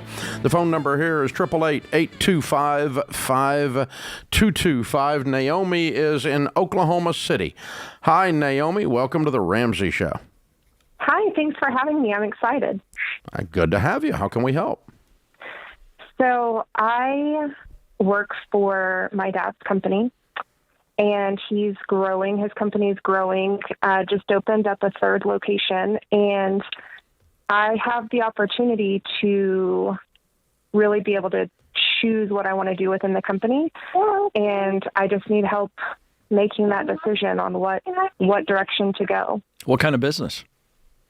It's an outdoor power equipment company. Okay. Have you done any work for the company in the past? Yes, I've been employed with them for 3 years, and I currently work part-time because I have 2 toddlers. Yeah. What are you doing for your dad's company currently? So I help out with payroll, getting all that ready. I do event coordinating, and I also manage our software, server, phones, computer problems. Yeah. So you know the company pretty well. What's the most interesting part of the company? Just the interesting areas. Well, opening up the third location is going to be a big project, and so obviously it excites me for what's in the future and what the future holds. And the growth aspect of the company is really interesting. And I understand that, but what I would normally teach, and what I teach people is you're looking for something. This is your dad's company, so let's look at it as a bus, and we want to find the right seat on that bus, and that's defined by I'm doing something I'm good at. We talk about proficiency, that's talent first of all, then something I enjoy. Like, I actually enjoy the work. So you mentioned event planning. Let's use this as an example. I don't know that you enjoyed it, but just very quickly for you to see, if you enjoyed the event planning side of things, now we've got ourselves a pretty obvious potential task or grouping of tasks, the organizing, the communicating, whatever's involved in the logistics plus the execution. Okay, that's an example. So if you enjoy that work, that's a clue. Okay, so then the last piece that I teach folks is, what are the results of your work that you get excited about? So that's just a quick run through. So of the positions, the seats on the bus right now, what seems to be the best fit? You're good at it, or you could certainly get a little bit of training and experience. You've already got the raw talent, so you could pick it up quickly, and you really enjoy it, and you care about those results.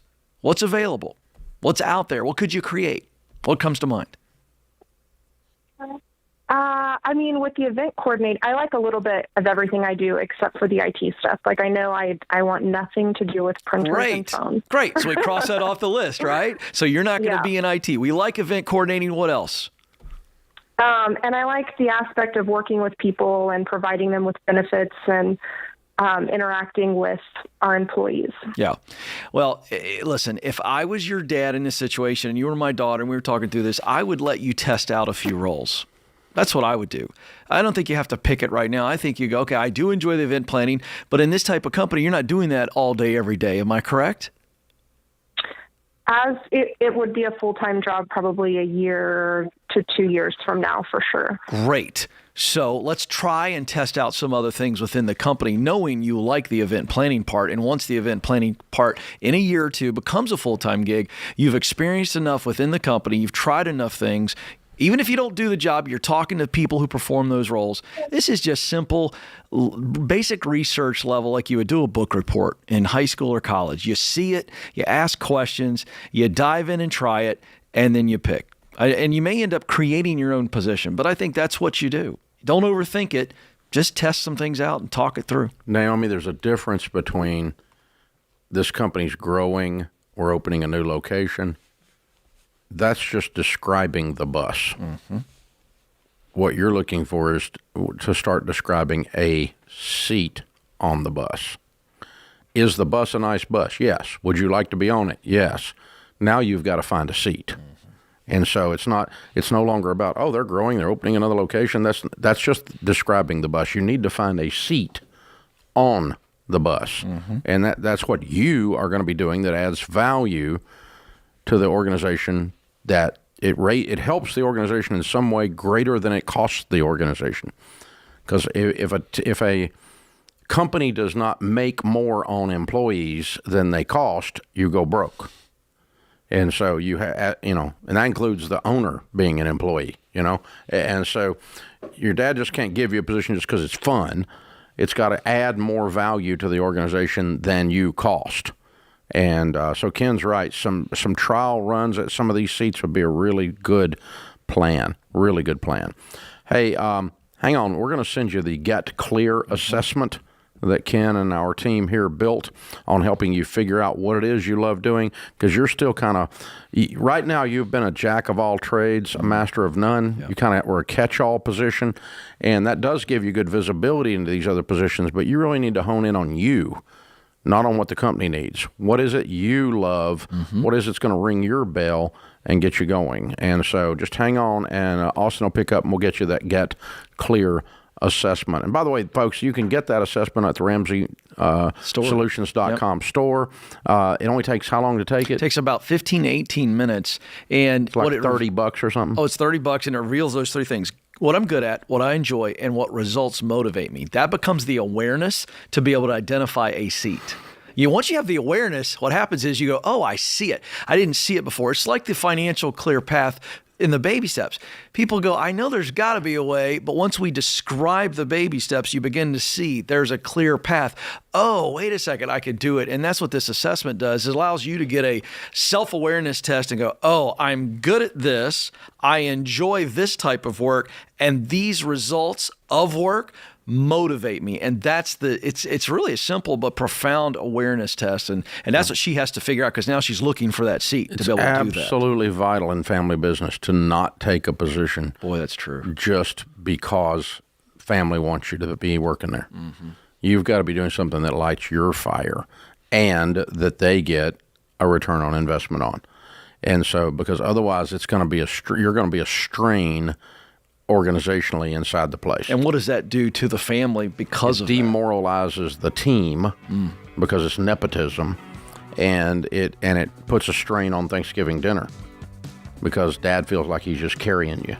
You know, you're getting paid more than you're worth, more than you're adding value, because you're not in the right seat. So it's absolutely vital you find something you love, you're good at, and you can carry the water.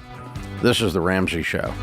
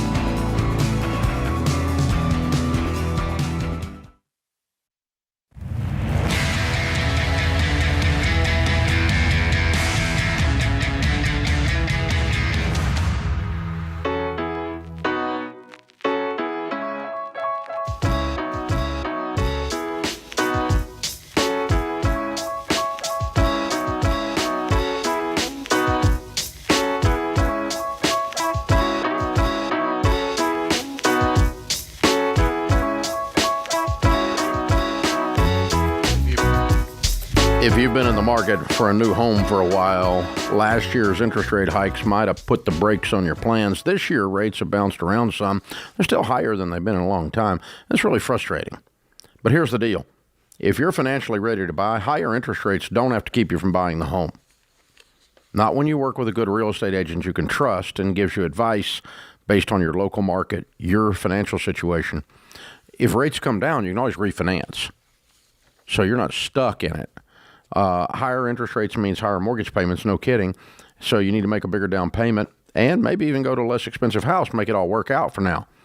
So if you're ready to buy, don't let interest rates hold you back. It's the best time to buy right now because there's, it's not going to get better. Housing prices are going to continue to go up, and we can't promise that interest rates are going to come down. Even if they do, you could refinance. So if you need an agent in your corner, a high-octane, high-protein real estate agent that knows their stuff, go to RamseySolutions.com/agent. You'll find the Ramsey trusted people there. RamseySolutions.com/agent. Our question of the day comes from Neighborly. The Ramsey Show question of the day is always sponsored by Neighborly, your hub for home services. Take your home's efficiency and style to the next level with convenient solutions from Shelf Genie, Window Genie, and Glass Door. Visit neighborly.com and schedule home professionals near you. Today's question comes from Robert in Nebraska. What's the purpose of a 15-minute interview? Any tips to prepare for it? I have an amazing opportunity for a dream job, and the first step is a 15-minute phone interview. Well, traditionally, these initial 15-minute interviews are screeners. They're very general, Robert, in nature, and they're trying to just weed out crazy, to be completely honest. They want to see if you've got some just basic courtesy and some basic communication competency is what they're traditionally looking for when I've worked with companies that are trying to come up with their interview process. So that's the purpose of that. But the preparation piece, I would prepare as though it were a 55-minute interview. And what I mean by that is I think there's three areas that anytime you're doing a job interview, you've got to be able to effectively communicate. Number one, why you're interested in the job, and there's 3 ways to describe it. The company. Express some enthusiasm and some admiration for the company, assuming that this is true, that you actually aren't just looking for a job, that you want to be here. For instance, Ramsey Solutions, if you want to be here, and I'm interviewing you, and I don't do much of that, but I would want to know, why are you interested in working for Ramsey Solutions? The second thing is, describe a personal connection and, again, enthusiasm for the product or the service that you would be engaging with. And then third, the actual job description. Tie in some enthusiasm about why you are interested in doing that work. That's going to get you through the 15-minute screener. And from there, you're in a traditional process. But usually that 15-minute interview is limited. It's quick. They want to know if you're worth taking to the next level. Our initial interview is a 30-minute. Yeah. And we call it a cultural interview. Internally, that's what it's nicknamed. And it is to find out, are you looking for a JOB, or are you wanting to join a crusade? Right. Because if you're looking for a JOB, you're out. We don't need people just collecting a check. They end up quiet quitting. They got mediocre Monday. That's right. They're just do as little as they can do to get as much as they can get. We don't need them on the team. Thank you very much. We know how you add value, right? So that's the basic thing I'm looking for. And we are looking for crazy. See, but we're also looking, in our case, and really other companies are, whether they say it this way or not, or whether they even realize it, they're looking for values alignment. Okay? Some companies, the value is you work all the time, 80 hours a week, because you're a programmer, and that's what programmers do, and we need you to work all the time. That's the value they have, and they're looking to see if you're willing to do that. In the case of Ramsey, we don't work that way. We got lots of programmers, lots of high-end platform and technology folks, some of the top coders out there on our team making serious bank, and they go home at 4:35 every day. We don't work 80 hours a week here, and so we're quite the opposite. But we do have values. So, we'll ask a question like, our CEO closes the show saying, ultimately no way to financial peace except to walk daily with the Prince of Peace, Christ Jesus. How do you feel about that? That's one of our values. That's who I am. That's who you're going to be working for. And so do you really want to work for that person? No, I think those Christian people are crazy. Okay, then probably not aligned on values. That's good. Glad we figured that out in the first 30 minutes. And sometimes that happens. People just hang up. Sure. And we'll do a little Zoom interview, and they'll just hang up in the middle of it. They don't even say, we've got some really humorous videos. It's crazy how people will ghost you to your face. Instead of just going, thank you, I don't think we're interested. This doesn't look like it's lining up, and, have a good day. They just reach over and turn the thing off. Wow. It's like hilarious. This is so funny. But that saves a lot of time for everybody, because that person obviously would not have fit in. They would not have been a good team member. And so it saves a whole lot of time. So that's what we're looking for with the first 30 minutes is, are we spending our next few interview hours on something that has a good probability of outcome? Yeah. And so we're trying to clear the deck on the ones that don't. And that's probably all they're doing. What do you think? It's exactly what it is. It's that quick screener to go, all right, we're ready to go to the next level of conversation. They're looking for the red flags. And so that's why I flipped that in that advice to say, prepare as though that's the full interview and share that enthusiasm for the organization, the actual product or service, and then the actual job description, how you think you're a good fit for that. So instead of showing them potential red flags, you're showing them green flags. And that's how you win that initial screener. Yeah. And they want to, stuff like you want to work from home. Yeah. And you want to know stuff like that. If you want to work from home and they don't, you would want to know that. They would want to know that on the front end. That's exactly right. Or flexibility. What is it you're looking for, in those types of things? What kind of a culture? Because we're more of an old school culture around here. We just come to work in the building 5 days a week too. We're a work from the office organization. We work at the office, and so all of us, and we're all here every day, 5 days a week is what we do. And so it's just, I know that's just antiquated, but I don't give a crap. It works. So because being around people adds productivity and creativity. We've had a lot of companies discovering that the hard way. So that's what's going on there. And by the way, those of you that are small business people out there that are listening to the Entre Leadership podcast, or you're in Entre Leadership Elite, you're going to hear me say in coaching you on how to do interviews, if you're not doing one of these short interviews up front, you need to do a 15 or a 30 up front. You should. You'll save yourself a lot of time. Yeah, you don't look at the manpower. If someone comes in and you give them an hour, just an hour, you have wasted so much time by not just being able to hit them. Because you often know in 5 minutes. Oh, yeah. If you're asking the right questions. We teach this, No, I mean, they walk in, you just go, no. Oh, you know. Oh, yeah, that's exactly right. So do it over the phone, do it over Zoom. That's not going to work. That's not going to work. Yeah, it's a great technique. You're judging. Yeah, people are judging every day, baby. That's what they do. Yes. That's how life works. You know that phrase, you don't judge a book by its cover? Every time I hear that, I go, I do. Literally. Yeah. I judge a book. If I'm looking at a book in Barnes & Noble, I still like to go to bookstores, old school bookstores. I look at the cover, and I'm looking at that, the title, the subtitle, everything. We put a tremendous amount of research into that. So, stop saying that, because we do judge a book by its cover. It's called a first impression. Yeah. What are we doing? Dress like you're going to a job interview. Bathe. Yeah, right. It's just amazing. I mean, it's just freaking amazing. So, man, we were talking earlier, Dave, about parents. Your op-ed's exploding on Fox News. If you want to go check it out, parents should not be paying their kids' bills, and Dave just slays it. It's unbelievable. We got to check it out. But we were talking about that earlier, and it's gotten so bad that now, Dave, I share stories. I'm here. They're showing up for job interviews with their child. We didn't show up with them, but we've had them call and try to get them the job, and we're like, yes. Wait a minute. What? We don't want your kid. We don't want your kid. Why? Because you're their mother. Yeah. But in America today, there are parents who will show up to the job interview and sit in on it. Because their mother's crazy. I don't want them working here because their mother's crazy. That's a fact. Because she's going to be a problem. I can just tell you right now. Oh, my God. Yeah, it's real. It's very real. This is The Ramsey Show.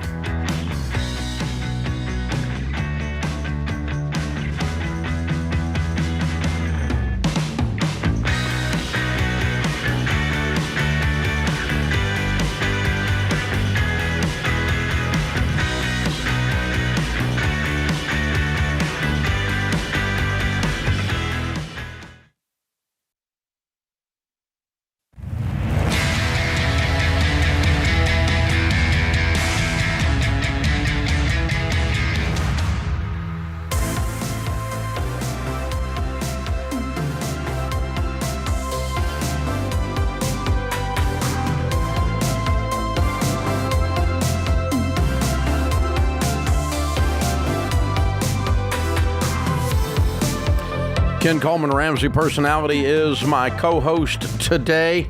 One of our favorite things to do in the whole world is a debt-free scream. The only thing better is a debt-free scream on the debt-free stage in the lobby of Ramsey Solutions. And the only thing better than that's when it's one of our own team members.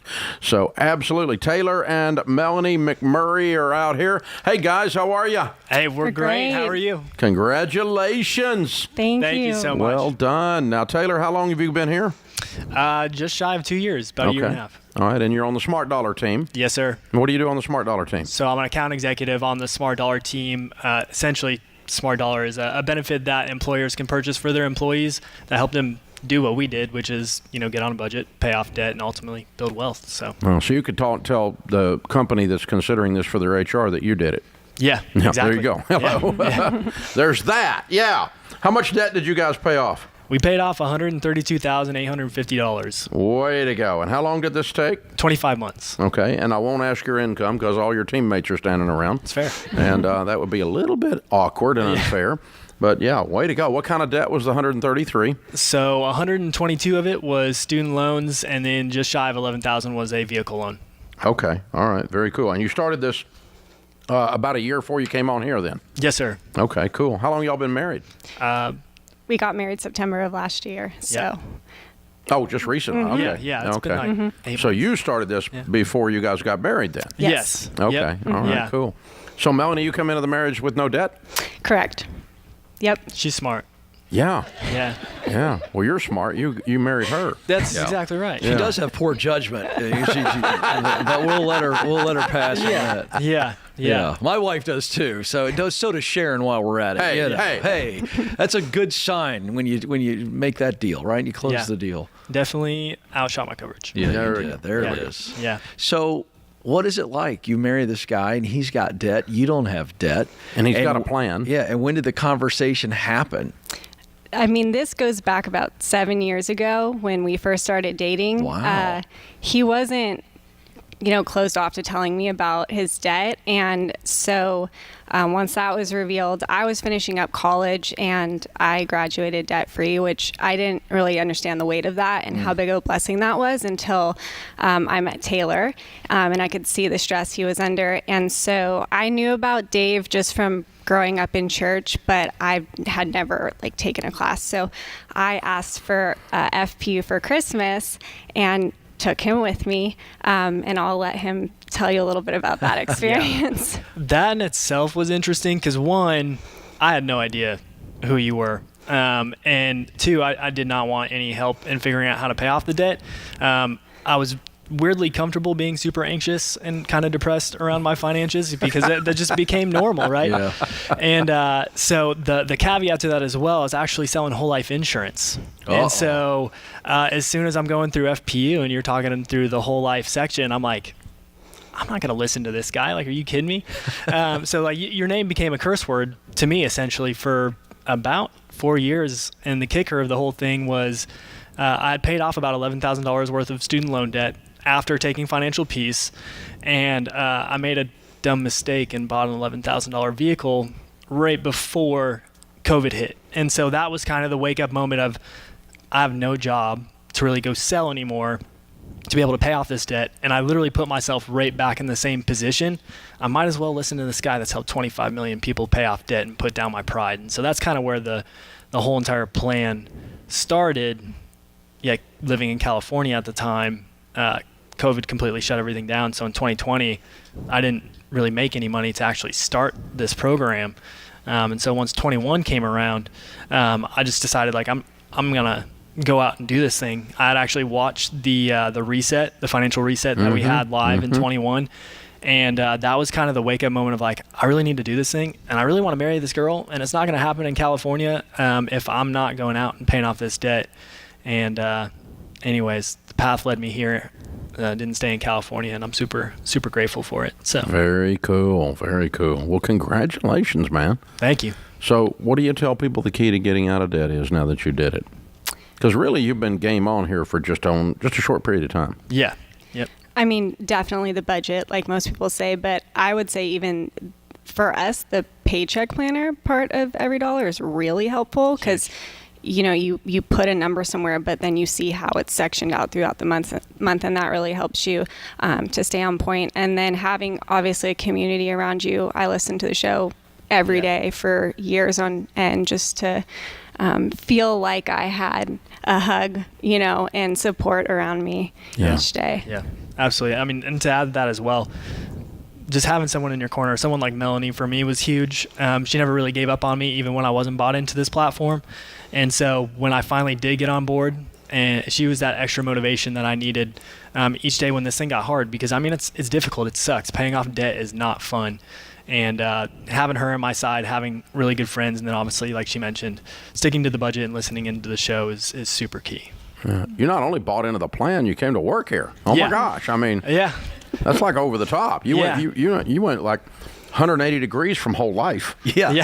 He's like, I like the Kool-Aid. Now I'm going to sell the Kool-Aid. Yeah, that's exactly what happened. I was selling whole life. I was pretty good at it. Yeah. But once I bought in, I was driving around all day long and I didn't have anything to do other than listen to the podcast. And I actually listened to you both. And Ken, you were a huge help for me in finding where my actual passion and talent lies. I realized that I'm pretty good at sales. I like it. Yeah. It's fun. But I want to be able to help people. And I could see that the product I was selling wasn't helping. So by the way, that makes a difference when you're selling something you really believe in. Oh, totally. It's a game changer. You just said something earlier I want the audience to hear. You said paying off debt is not fun. It's hard. Yeah. What did you guys do? This is getting after it. 132K in 25 months. Give me something hard, something extreme. What'd you guys do to get some momentum or maybe get over a hump? Yeah. Well, on top of everything that I did, I picked up a side hustle. I was selling solar on the side out in California.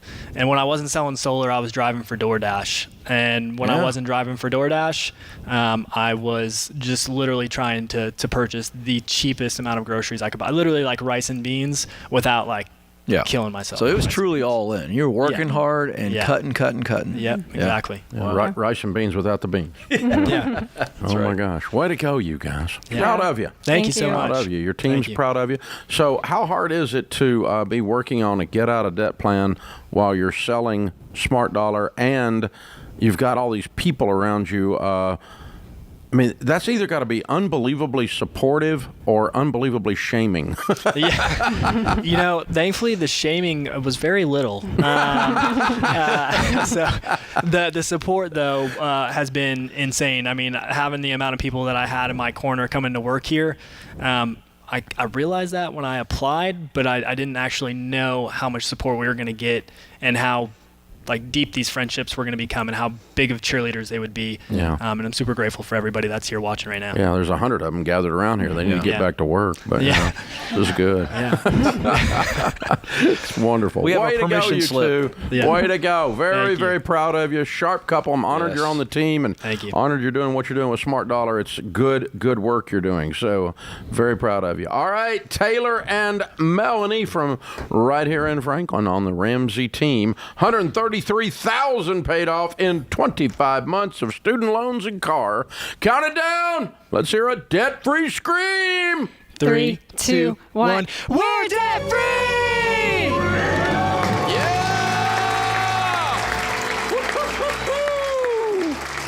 Very cool. Very cool. That's fun. Yeah, really fun. We do have a bunch of former whole life agents here. There's a whole bunch of them. Well, it kind of makes sense. Well, they figure out that it's not a good thing, and then they come to work doing a good thing. That's exactly right. You take that's it. That's how it works.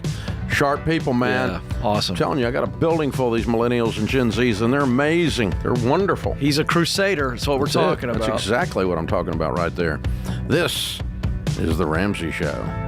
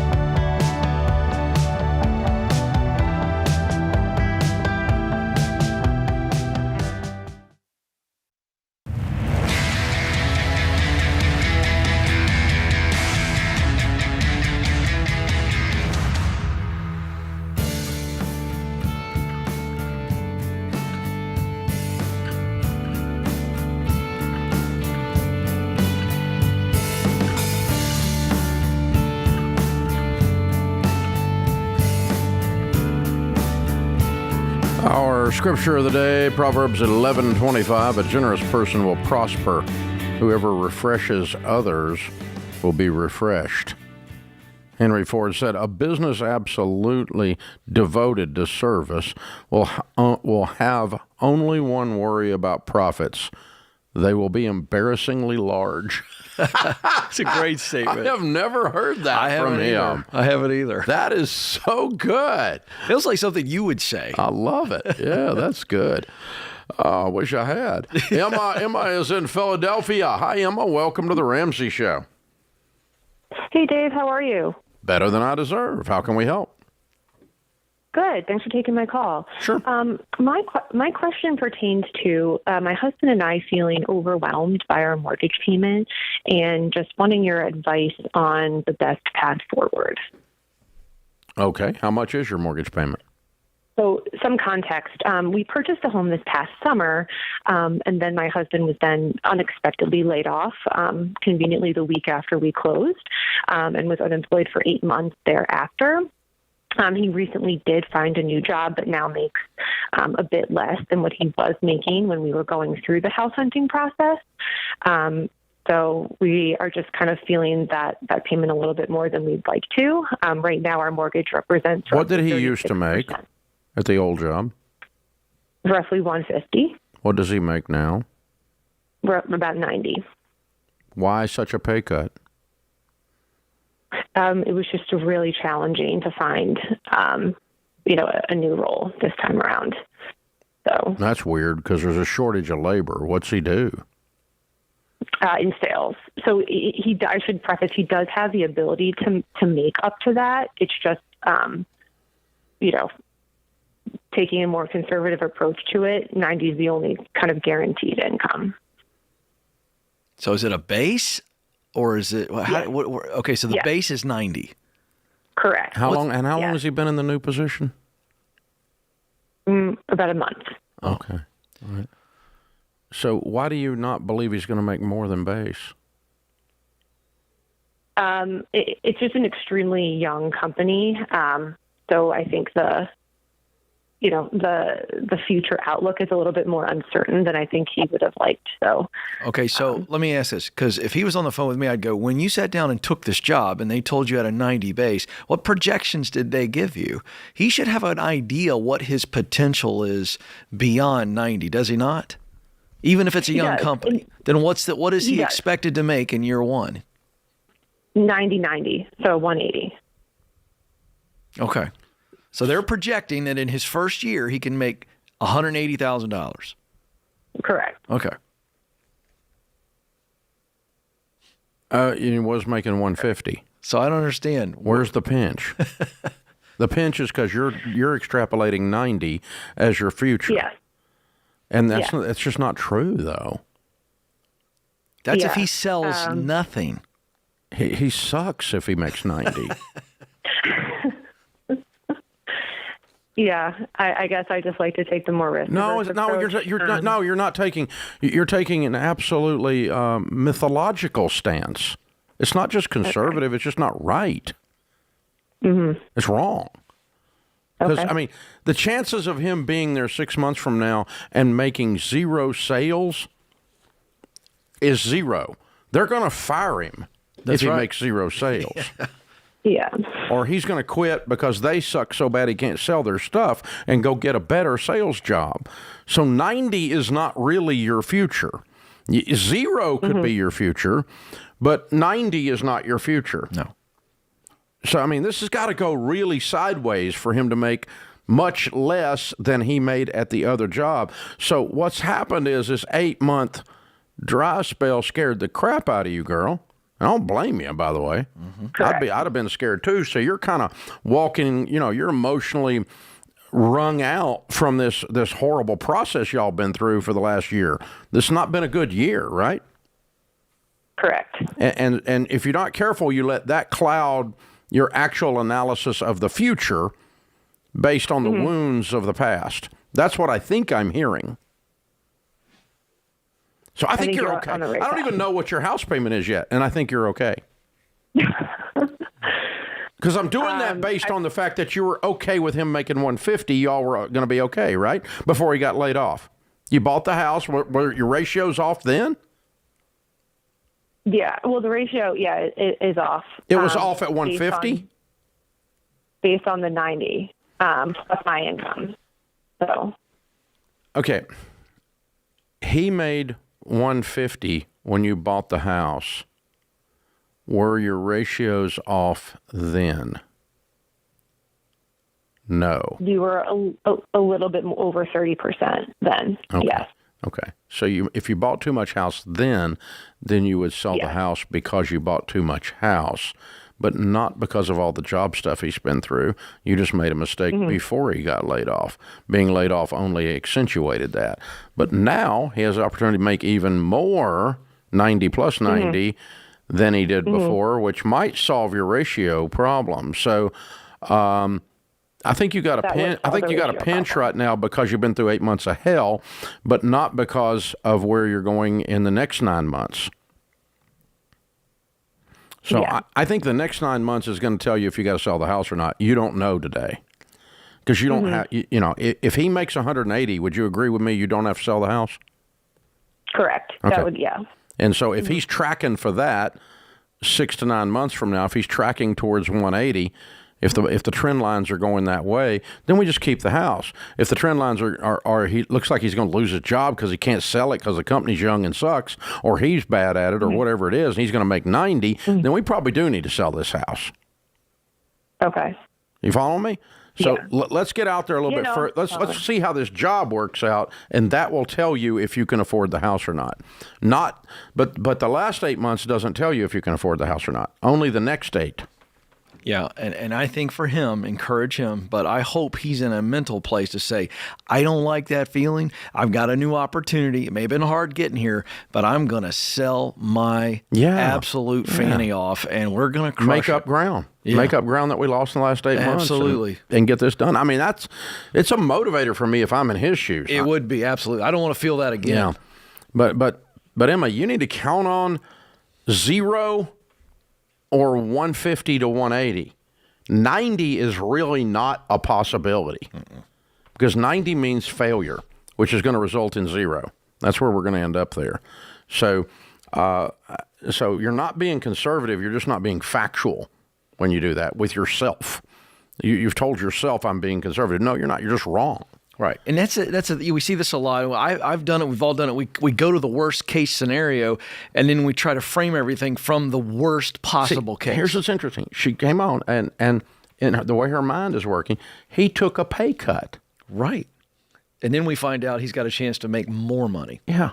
Yeah. And really, very likely will. Yeah, hopefully, yeah. I mean, well, no, he will, because he's not really, again, I don't think he's going to take a pay cut. Yeah. Because if he takes a pay cut, it means he's probably gone. That's true. You're right. Yep. Their projection says he's coming out ahead. Yeah. They did not hire him to pay him a base and him make no sales. That's correct. That's a healthy base for a salesperson. Let me tell you, that base gets you fired. Yeah. If you're not making sales. That's true. That's true. So it's almost 100. They're going to move you on. So right. in the 0, the chances he makes, doesn't make something above 90 and gets to keep the job is very slim. That's correct. So I mean, I'm on the other end of this. We hire here on these same situations, and if we're going to put you on that base, here's your runway, and you better get the plane off the ground. So there's a wreck on the other end of the runway otherwise, right? I mean, that's it. I mean, it's just reality. It's not threat. It's not mean, but this is the reality of the marketplace. Mm-hmm. It's how things function. It's math that does this to us.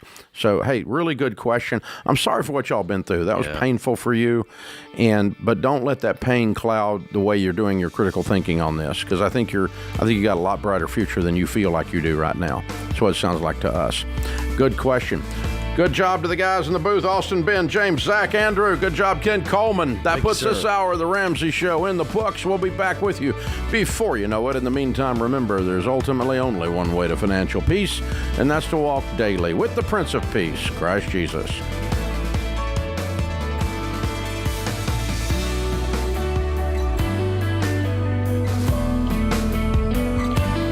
Hey, it's Ken. If you love the show and want a deeper dive on your money journey, we have a weekly newsletter that gives you trending and helpful articles and tips on following the Ramsey way. Go to RamseySolutions.com today to sign up for our newsletter. Again, that's RamseySolutions.com to sign up for our weekly newsletter.